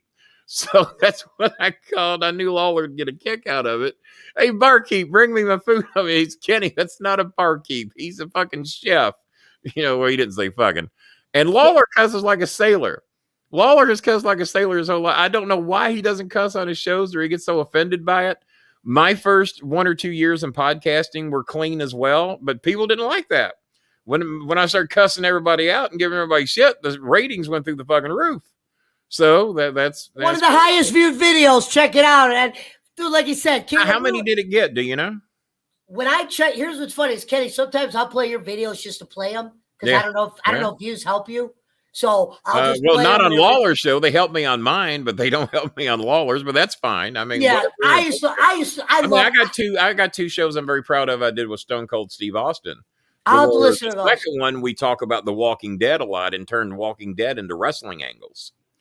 So if you haven't heard that one, check that one out. I wanted 2 Big Reds. That's what it was. Yeah, the Big Red Splash. And you told me Big Red Splash was enough fucking food to feed 4 people. And if I'd had weight loss surgery then, that would have been a meal for 4 dinners. The Big Red Splash. And Big Red was a famous wrestler that was in the Memphis territory for a while. And Jerry actually named one of his dinners after him, which I thought was pretty cool. Yeah. And you know what's crazy is when it comes to Jerry, it just seems like his podcast, and I think that's why he doesn't get as many views as it should, as he doesn't really seem like Lawler on there. Yeah, no, I agree with you. And I don't listen to the shows because I'm not hearing the Jerry Lawler that I know. And Stone Cold's podcasts are on WWE Network. So there's he'll go into some stuff, but he's not going to dive in. No, he's not going to do what he and I did before he was on WWE Network. Yeah, and he's great. I love Austin. And Austin told me he had me on. He says, I said, I'm shocked you had me on. I said, you probably get much bigger numbers having someone else on. He said, Kenny, I used to give a shit about the ratings. He says, and this was pre-show before we went on the air. He said, I don't care anymore. He says, I know what you do. I'm very familiar with your work. You entertain the hell out of me. And as long as I'm entertained, that's all that matters. And just like with you tonight, I don't care if we get fucking 19 views. You entertain me, the fans that are here watching that are entertained. And I think as the word gets out about you, I think this show is going to pick up. I think people are going to tell people that, hey, man, you got to check out this Joe Pesci guy. And I think our after views are going to be pretty good. I mean, we might only have 150 on YouTube or 150 on Facebook or maybe 100 on Periscope. I have no idea. I never know till the shows are over. And your communication, when you do the phone thing, I like that. What's funny is I used to try, because I'll comment to Russo being a brand member, right? And he'll kind of like graze over the question, and I just kind of like how you kind of could open up a conversation with you where you're actually mingling with the fans a little bit more. Right. I tell you what I'm going to do for anybody that wants to call in and interact with me and Pesci here for before we wrap the show up. It's 9:30, and I'm going to try to wrap it up in about 5 minutes. Let me see what adapter. Be careful what you ask, because I don't like to lie. Careful what you ask for. Right hand of Kenny's got. For anybody that would like to donate 10, I'm trying to find my fucking adapter. Kenny, tell them they can come on for a dollar. You'll get a lot farther in life. No, I won't. Because $1 don't do dick for me. $10 does. I thought originally when I turned on one of your donation shows, I'm like, is this a rib? I didn't know what to think, because you remember, I just got done with Rob Dickens stories, and then I'm turning on a story about you get bullied. I'm like, what the hell is this shit? I just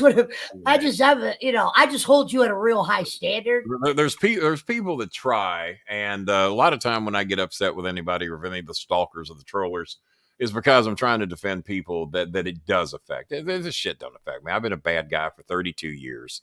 Been doing podcasting for 18 years. There ain't shit you can fucking say to me I haven't heard.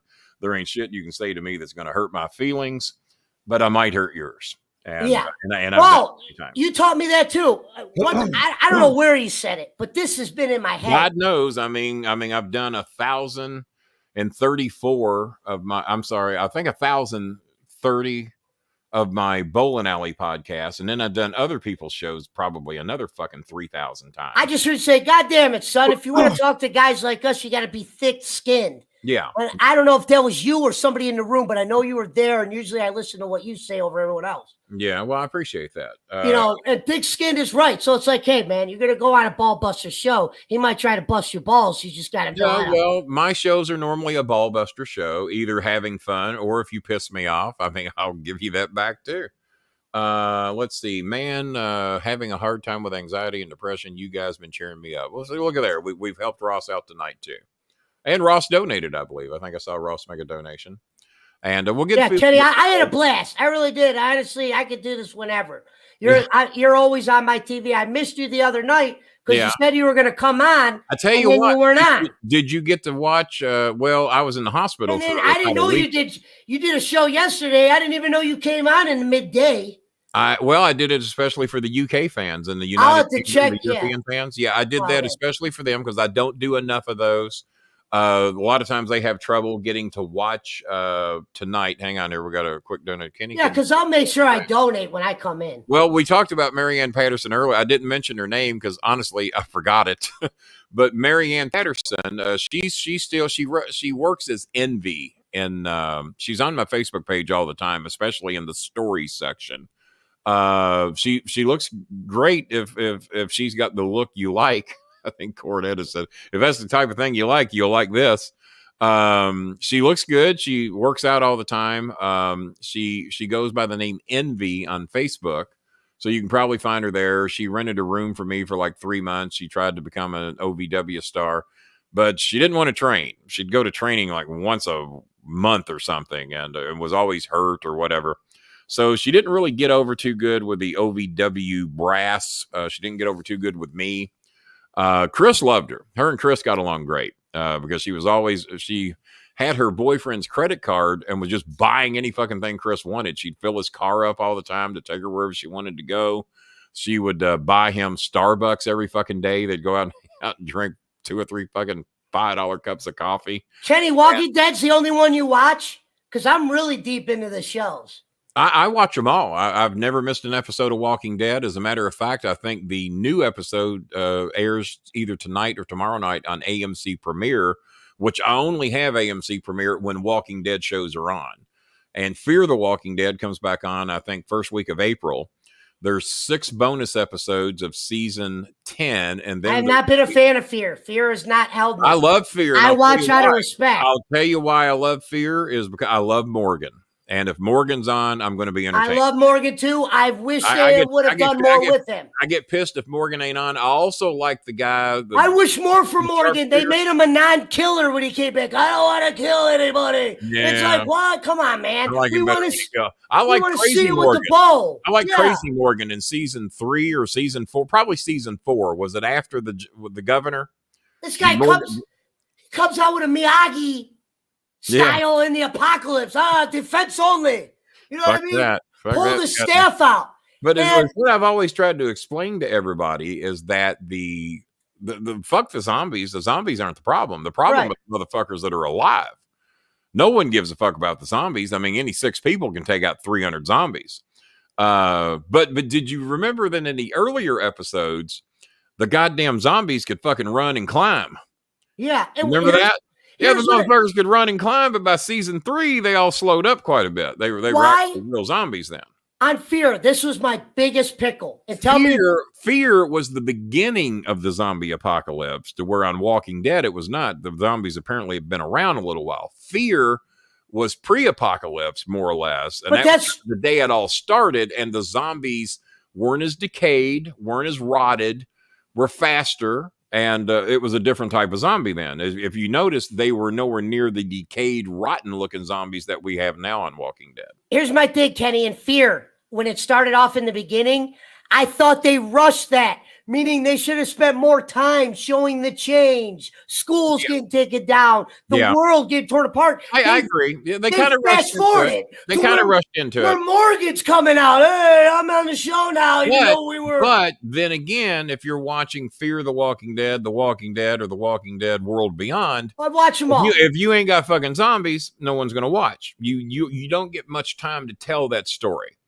You got to kind of get right. But you could see a zombie on day fucking 1. I said spend time on building it, meaning show the turn. A school getting taken over by zombies. Maybe you should have had. Maybe you should have had a 2-hour premiere and cover the first 90 minutes setting the story, and in the last 30 minutes we get our first zombie. I like the black dude. I thought they could have did much more. Now he's like a church ranger. The English guy. Yeah, the gay man. He's great, and he's still on. Yeah, the gay black English guy. Yeah, he's great. I still watch. I know his name and can't think of it. I am horrible at remembering the names of everybody on the Walking Dead shows. Hang on here. I know him. Why am I not? Looks like we're going to go a little bit over. What's his name, man? Come on. Somebody give me the name on Fear the Walking Dead, the black English guy who's gay. I heard. Mm. When they put the gay stuff in the shows, Kenny, does it seem overdone considering it's a zombie show? Not really, because I think that you I don't have a problem with it. I'm just confused why there's always been more gay people than we've realized. There's just more out of the closet now. And at some point it actually became cool to be gay. People are very proud to announce that they're gay. Television shows, I mean, just about every television show's got to have somebody gay on them, and I guess it's so the gay community will watch.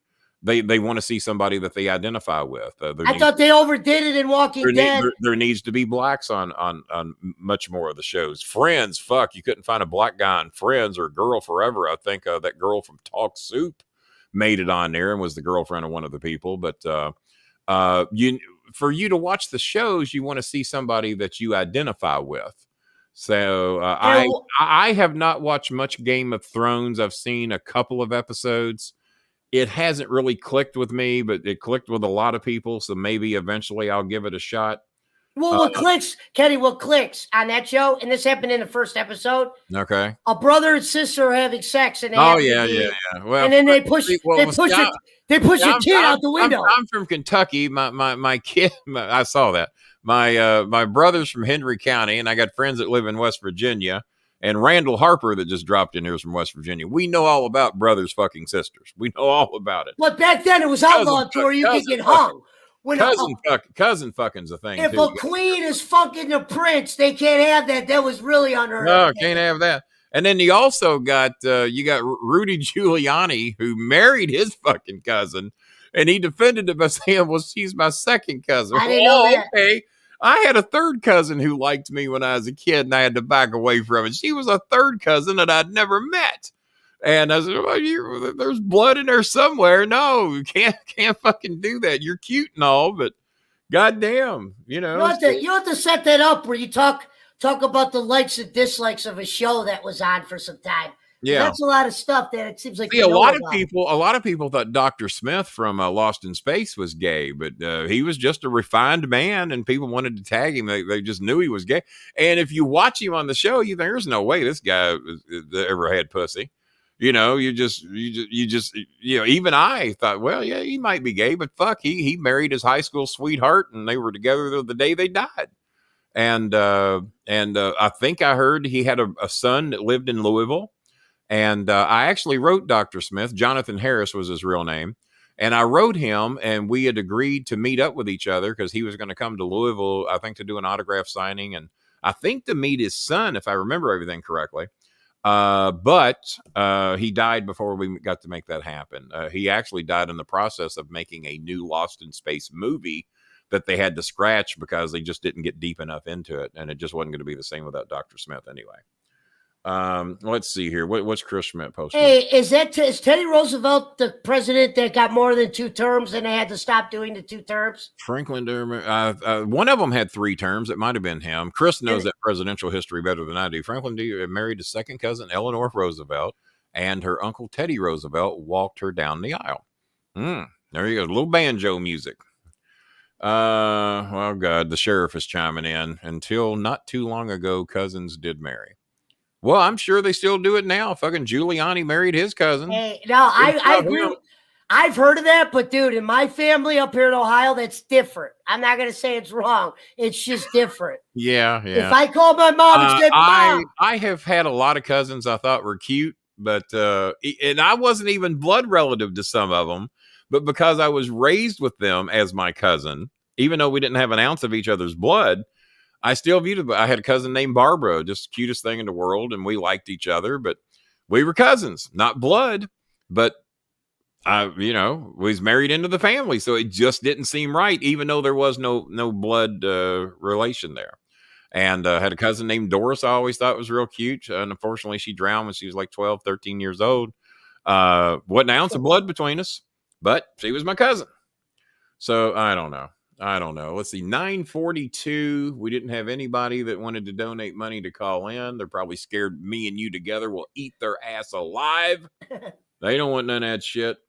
Let's see here. So 942. We're going to go 3 more minutes. If you got a final question you want to ask me or Pesci here, then let's get it done here real quick. And then the next time to put up just Pesci.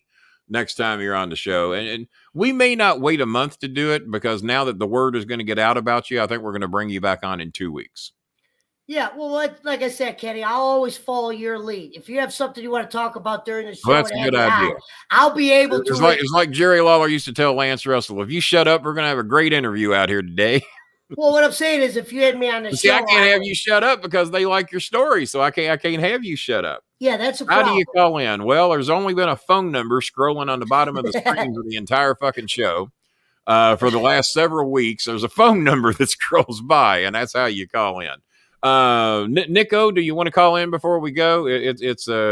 We like to get a $10 donation for call-ins, and me and Pesci will take your call, and you'll sound just as good as we do. I got my phone right here ready to take your call, and the phone number is scrolling there. And if you don't mind doing a $10 donation to make sure we're over the 200 mark, which I think we are, especially counting PayPal. Oh, anytime Mike rocked. Well, yeah. Well, we're gonna have him back on. Yeah, he's. I haven't seen one negative comment about you tonight. Everybody has really seemed to have loved you being on the show. I think Kenny, we're pretty. I said I've been to prison a couple times. Nico says he'll donate $15 to call in. You know how I said I've been to prison a couple times, Kenny? Yeah. One of my, I don't know if this was, if they said God did something. Yeah. I was able to get along with people in there that were on opposite sides of the spectrum of who I am, meaning I'm the smallest guy in there, and I didn't get into one hand-in-hand coordination, but we'll get into that on other shows. All right. Yeah, well, we'll cover that. Nico says he'll donate $15 to call in. Well, you see the number, just dial it, and it should patch right in. It should. And I'm on the site you need to be on to take your call. And so do you want to donate on Super Chats, or do you want to donate as a friend on PayPal? You can donate at kennyboland@msn.com, or you can donate on Super Chats right here, however you want to do it. And do you want to call in now, or do you want to wait a couple of weeks when Pesci's back on? However you want to do it. But if you're going to do it now, we need to do it real quick because I want to be off of here before 10 o'clock. Yeah, I got dogs too coming up. Yeah, I got dogs. I think my dogs have been napping. They've been really good, dude. Kenny, they're in bed. They went back to my bed. Well, I put clean bed. I gotta be honest. Whatever God there is out there, it shined on us tonight because my dog. Yeah, none of the dogs have fucked with us tonight. So yeah, my dog is just annoying, but he's great. Well, Scooby. Well, Dobermans are watchdogs. Tucal and Choco are the best. Scooby's. I'm staring at a Doberman that's looking out the window right now. That's what they do. They watch. The sheriff says that the inmates must have dug your voice. Well, that was the beginning. And my name. You go to sleep, motherfucker, and I'll bash your goddamn head. Well, the Italians like me, so I was like, I can see that. They reached out first. What is your heritage? You've got to have some Italian in you. No, Kenny, I'll be honest, and this is only. Don't be honest. Don't be honest. I hate saying that. Hey, I think I got it from you, though, man. You were the one that you'd always say that in the videos. You'd be like, "Hey, man, this is a shoot or whatever." Yeah, but my heritage, my hand to your God. I grew up in a family really that. My mom just wasn't big on religion. My dad went to Catholic churches. I went to them. I could sit in there and be cordial. Right. But I also have. I did some of that as a kid, too. I'd sit in there. But then my real father, who I haven't really been with, he lives in another state. He lives in North Carolina. He was like, his dad is a Jewish man, but his dad adopted him.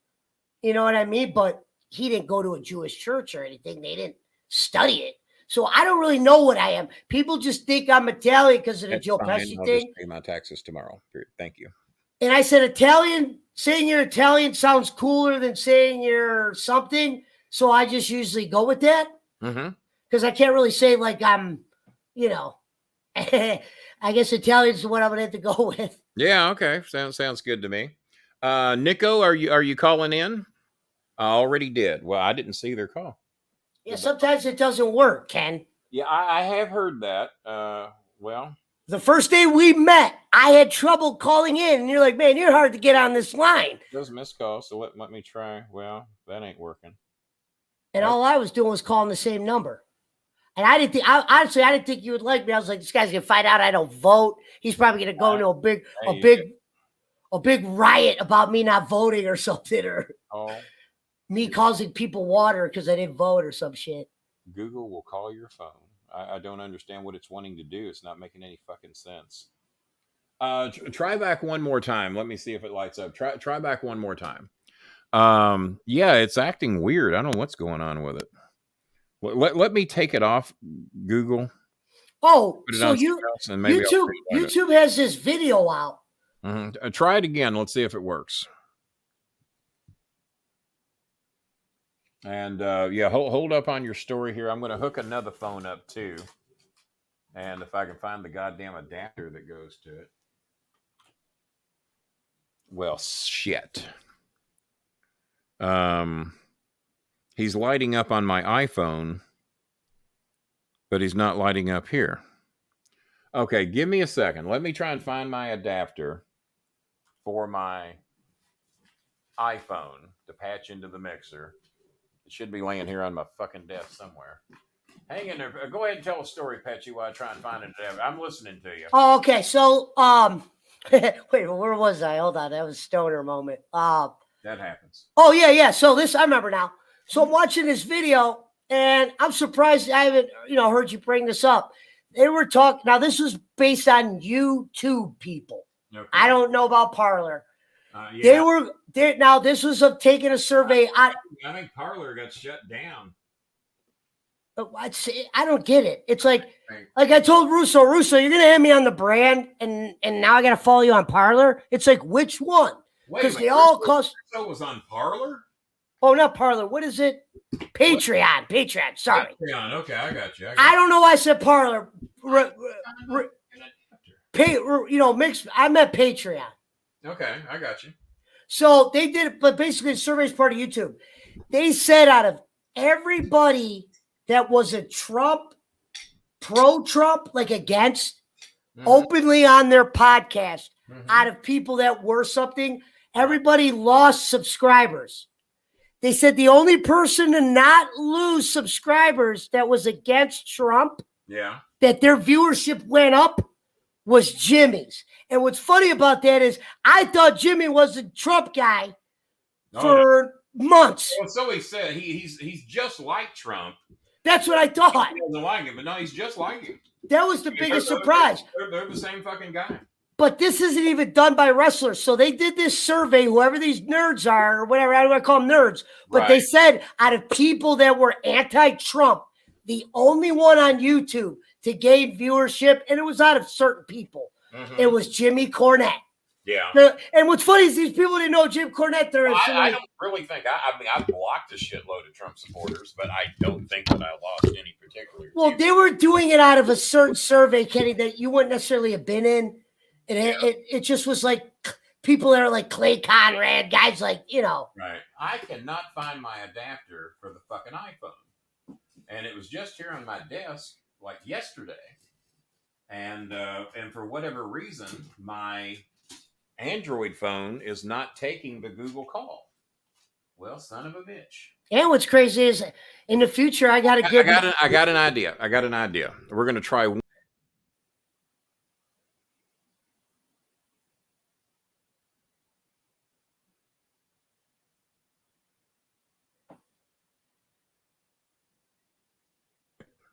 Yeah, I clicked the wrong thing. Am I back? I'm here. All right, and I'm back to, okay, I clicked the wrong thing. Give me 1 second. That's what she said. I'm going, yeah, oh my God. You're one of those. That's what she said.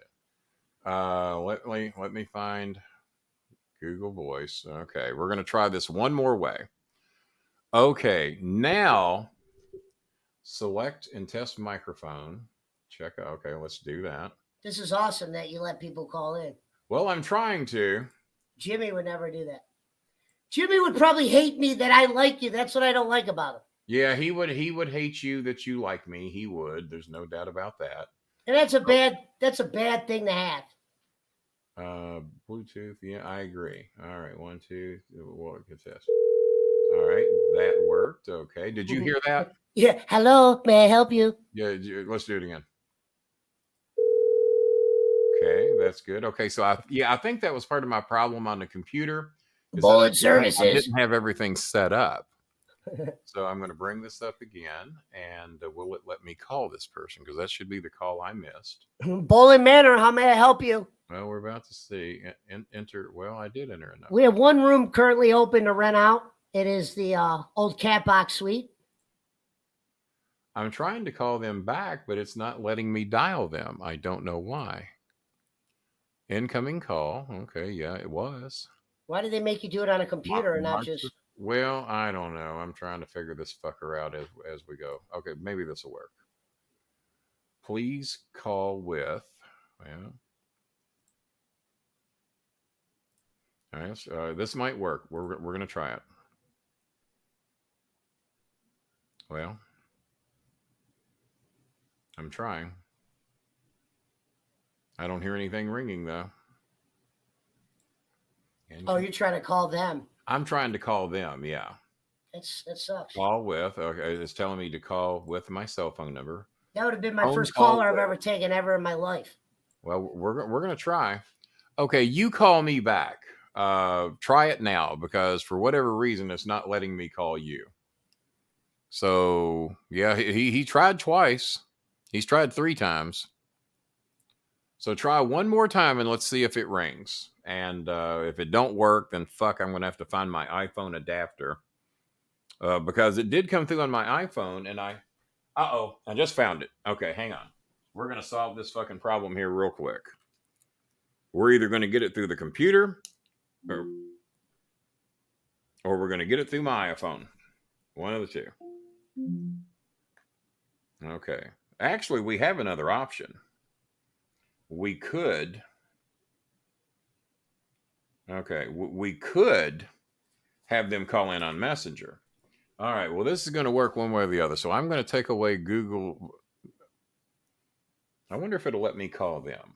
Give me one. Are you still with me, Pesci? Of course. All right, bear with me. Yeah, you're good. This is great television here. I didn't want to throw you off when you were doing your little. No, I'm trying to find Google Voice. There's Google Voice. Okay. We're going to try this here.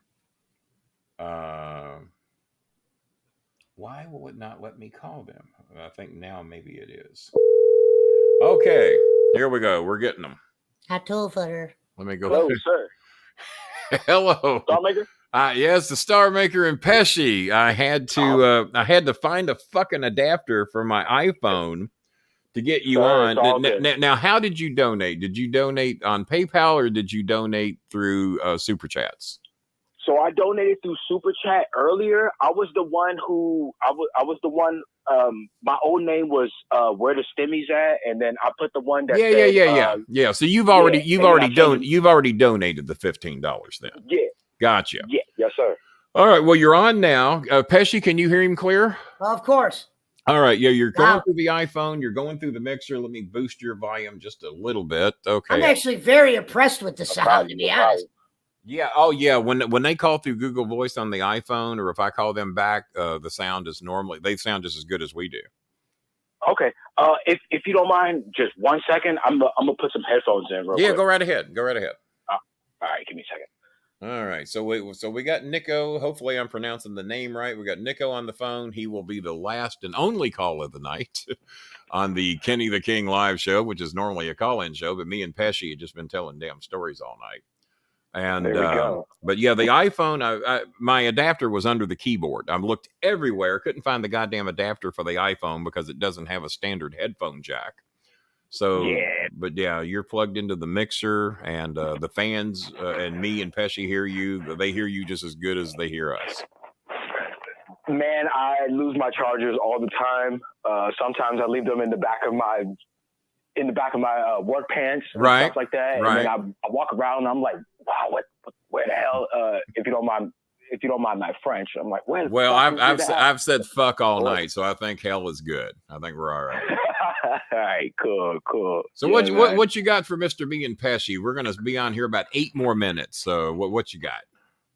Well, all right. So first thing I would say with Mr. Pesci right here is, I'll take you up on that offer with the hotel room. I think I'm about to get kicked out of my house anyway. So yeah.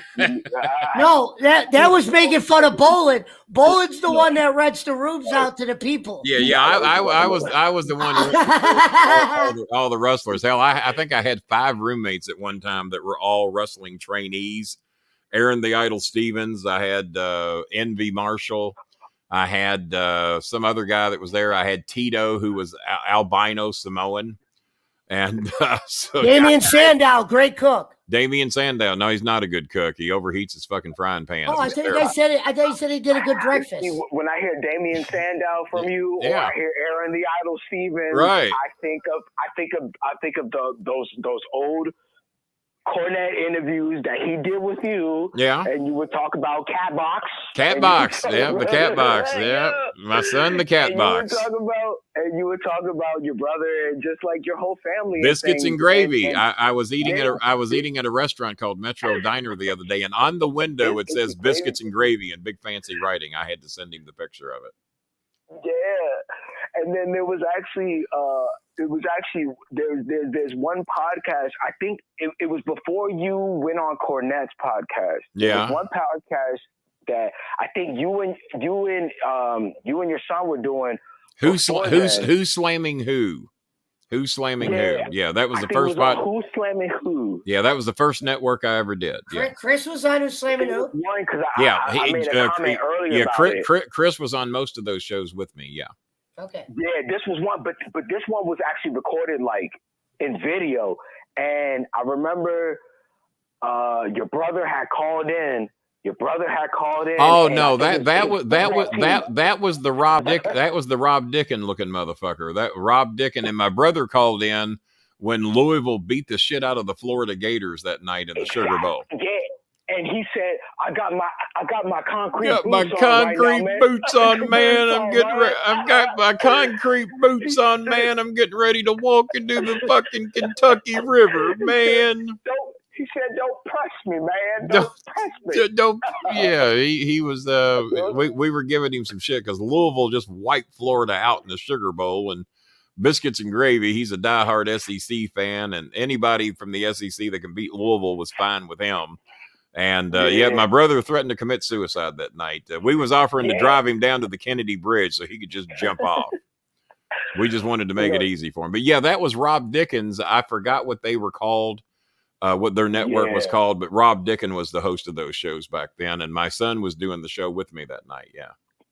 Yeah, man. And obviously if Chris is around, if Chris is listening to this, man, he had an engagement he had to take part in tonight. So I don't know if he's back home yet or not. He was having dinner with a friend. Okay.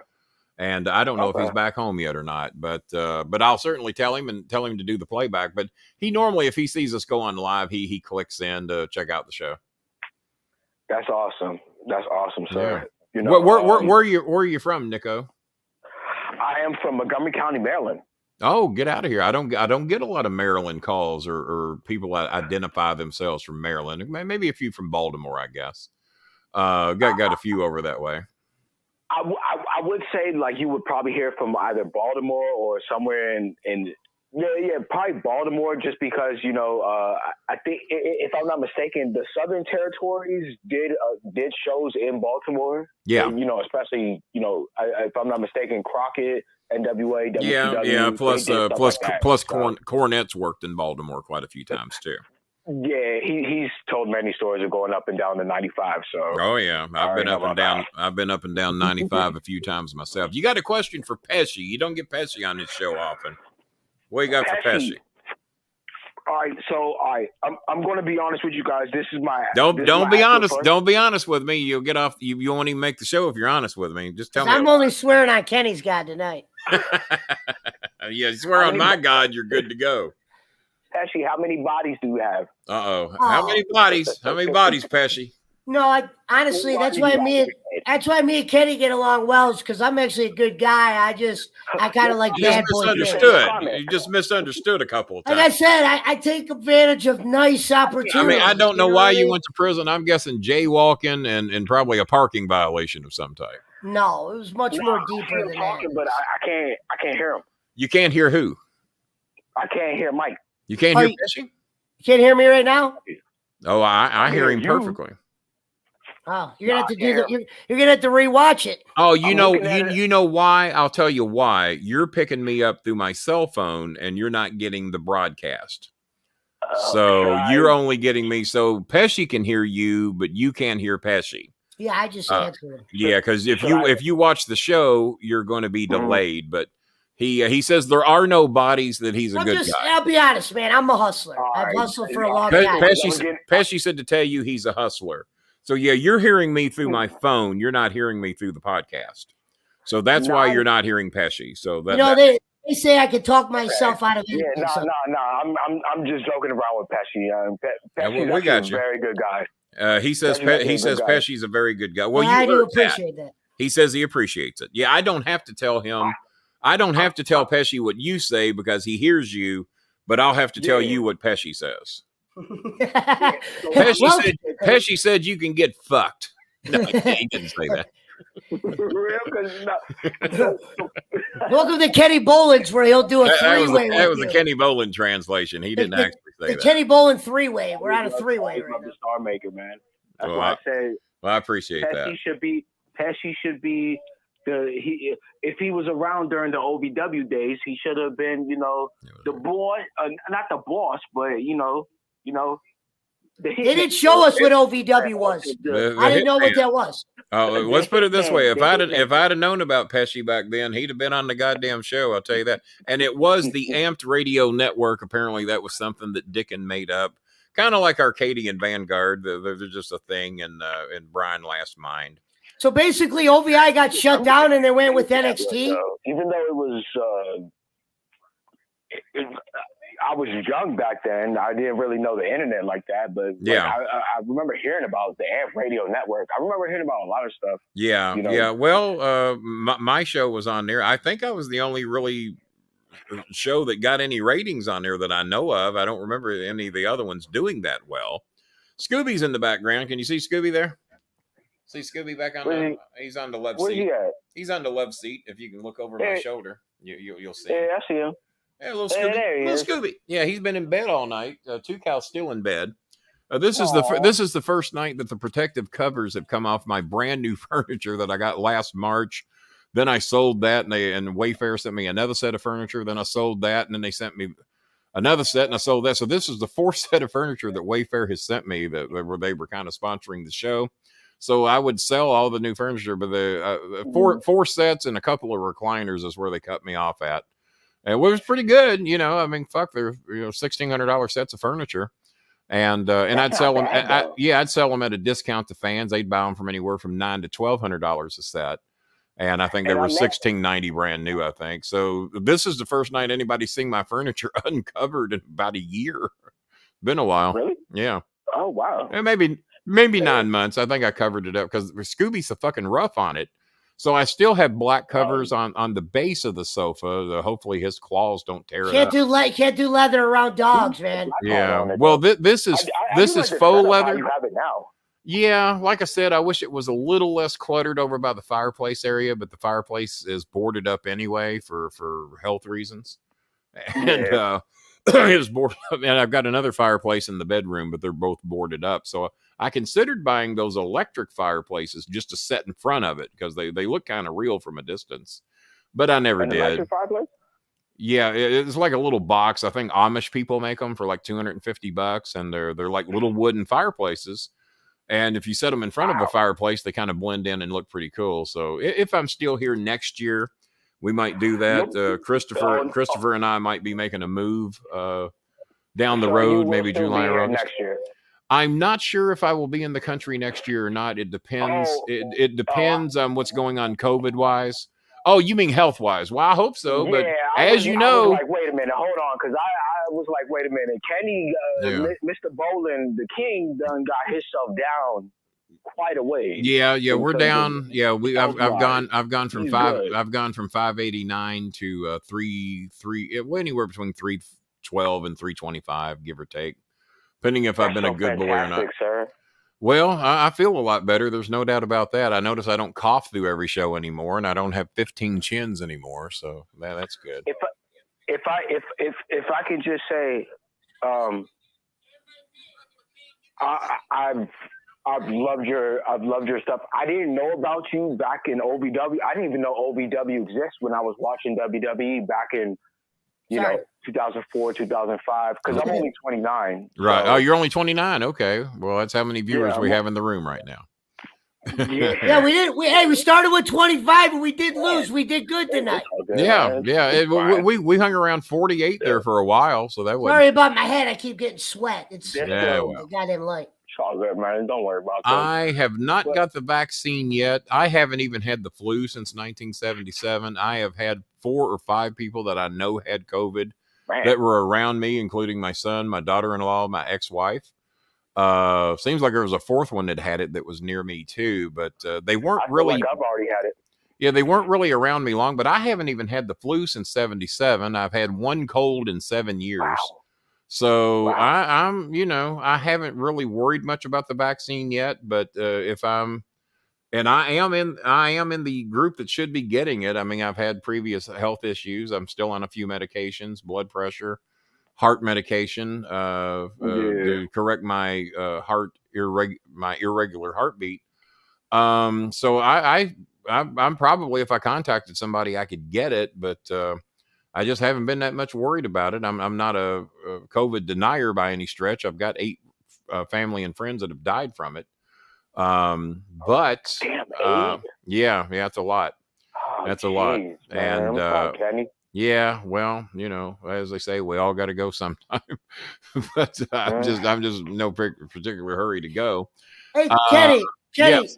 When Pesci's got something to say. Go ahead, Pesci. When they announced, go ahead. Yeah, I want to hear something Pesci got to say. Go ahead, Pesci. When they announced in 2016 that Trump was going to be president, I'm hearing it a little bit after this, but I'm listening to it. Where am I getting this feedback from? We're getting it from him. He's getting feedback because he wants to hear what you have to say. Oh, okay, no problem. I was just throwing up. Do you think now when they made Trump president, from the moment they made Trump president, they had 4 years to get somebody to run against him? For a second, so if you don't mind, Mr. Bolin. Repeat it again, Pesci, because he's getting that feedback. So, okay, Nico, you can't say anything. He's going to repeat his question. Don't say anything till he's done talking. All right. Yeah. No, because I know you're a political guy, Kenny, and I always just wondered this from the outside.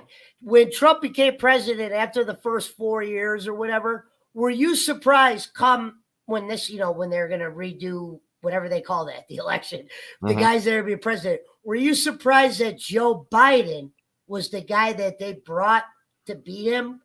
I mean, a shitload of people were running. Considering how strong he was before COVID. Yeah, a shitload of people were running. Biden did horrible in the first 3 primaries. And in South Carolina, he won in a landslide, and South Carolina put him on the map. And he rolled pretty strong after South Carolina. My number 1 pick was Kamala Harris. So you really did have her before she. Yeah, she was my number 1 pick. I didn't know people knew her. I didn't know. I knew her very well because I watched her grill that fucking piece of shit guy that they put as a judge. The one that was supposedly raping girls and drunk all the fucking time. I can't think of his name. Yeah, I can't think of his name, but somebody on here I'm sure knows. Somebody said quit talking over Pesci. But and yeah, the reason they're having to read the COVID bill is that piece of shit COVID denier that says that it was Antifa and Trump's and that there were no Trump supporters that invaded the Capitol. I think Congressman Ron Johnson demanded, and he had the right to request it, that he wanted the entire bill read to the people. So that's it's because of the fucking Republicans that they have to read the whole bill. And then after that, they're going to demand amendments. This thing is going to be tied up for another week or 2 because the Republicans don't want anybody to fucking get any relief help. And they already weeded out, I think, a few million people that aren't going to get a check now that got a check the last time. I just was surprised they brought somebody that lacked in speaking in public. Yeah. All right, boss. Well, it's 10:12 now, so I'm going to have to go ahead and say goodbye to you, but we appreciate your call. Maybe you can call in on another show. Then me and Pesci are going to wrap up, so make sure to watch me and Pesci wrap the show up, and I'm sure he's going to be back on in the next couple of weeks. I'm definitely going to do that, and hopefully next time when I do that, I can call in, and me and Pesci can actually talk. We'll figure out a way to do that. The way you'll have to do it the next time, you'll have to call in on Facebook Messenger. I don't even have Facebook. Well, you will have in 2 weeks. Form it's a free fucking account. They're fucking free. Don't make me go into Joe Pesci mode on you. Get you a fucking Facebook account with fucking Messenger and call in for fucking free. Beats by bowling are not free. Yeah. Can do, King. Can do. All right. But yeah, just sets you up a fucking bullshit. Well, as a matter of fact, I think you can get Messenger without Facebook, right? I have no idea, Yeah, man. but you have to sign into your fucking Facebook Messenger account, and I'm like, oh man. Do I really Well, have you're to do all that 29 shit fucking again? years old. I'm 61. If I can figure out how to do it, so can you. That is true. You know, I think know I've I'm posted right. enough I bullshit spoke. on I it. spoke. No, I know I'm right. I'm aware of that. No, I know you're right, and I'm pretty sure I posted enough bullshit on Facebook that I can't be embarrassed about it now and try to get rid of it. Oh, you're saying you're banned from Facebook? You made some comments. Oh, You guys will well, be here. Well, he can't hear me. So Go ahead. yeah, he wanted to know if you were banned from Facebook. Is that what he was saying? Like he can't go back on No, I'm Facebook not because banned of from bad Facebook. shit? Oh. I just didn't like it anymore. Yeah, I'm barely on Twitter, but that's the only way I can call bowling. Yeah, I got it when I was young. yeah. So now the Twitter is my thing, but still, even with that, I'm like, it was kind of boring now. All righty. Well, we're going to get out of here for now, wrap this show up, and we'll have you on the next time we're on. You have a good one, my friend. Thank you for calling in. Whoops. Thank you for having me on there, sir. And right. I will be calling back again. All right, buddy. We appreciate it. You have a good day, too. Good day, Rico. Or Nico, or whatever. All righty. There we go. So, yeah, we got to wrap up now. It is 10:14. We're way over. Well, Ken, we did good. We did pretty good. We didn't do too bad. And other than that, my friend, we're going to go ahead and wrap the show up because I'm 15 minutes over and I got to get with somebody that I'm late getting with. But we'll have you back on again soon, probably a couple weeks. Thank you so much. Thank you for the donation. Thank you for getting us some more donations. Thanks Until for having me. Thank you to the chat. Until about 2 weeks with you again. And I got a show Tuesday. I forgot who's on. I'm sure somebody is. Well, I'll be on it. We'll be in communication. It could be happening. But yeah, we're definitely going to have you on. You ever need help, you let me know. Yeah. If I need help, I'll let you know. The fans love you, and we're definitely going to have I will always be a donator too. So I appreciate that. Contributions, because I know you use them for shit. You know, some people don't. I do donate for you. Even though you buy tarps, all those donations were meant for you. You know, I would have made. I appreciate that. You could have told me you were about to go spend it. There have been times I've needed a few dollars for myself, and normally I'm reimbursing myself because once I see the donations coming in, it's 30 days before I get them on here. So we have to do it another way. Because people do these shows everywhere, and I don't think they're taking the money in. Yeah. Yeah. Like Russo says, he uses it to make his. I don't know what the hell. Yeah. Hey, no, why is this guy? I spend way more in the Philippines than I bring in. I'll tell you. Why does a guy and I send Rico every receipt, so he knows how much we spend. So. How does a guy that worked under Vince McMahon like Russo have a wish list up for people to get him gifts? I don't know. I don't. I can understand Jeff Lane. Yeah, I don't even have that. You're welcome, my friend. Not a problem. But yeah, we will get you back on here real soon. I am so late, so I hate to rush everybody. Oh yeah, go ahead. I'm good. Am I off? Everybody, thanks for having me on. There we go. Joe Pesci had a great time. The fans loved him. Not one negative comment. Thank you so much. And until Tuesday night at 7:05 p.m., Kenny the Star Maker Bolin and Mike Pesci said, good day.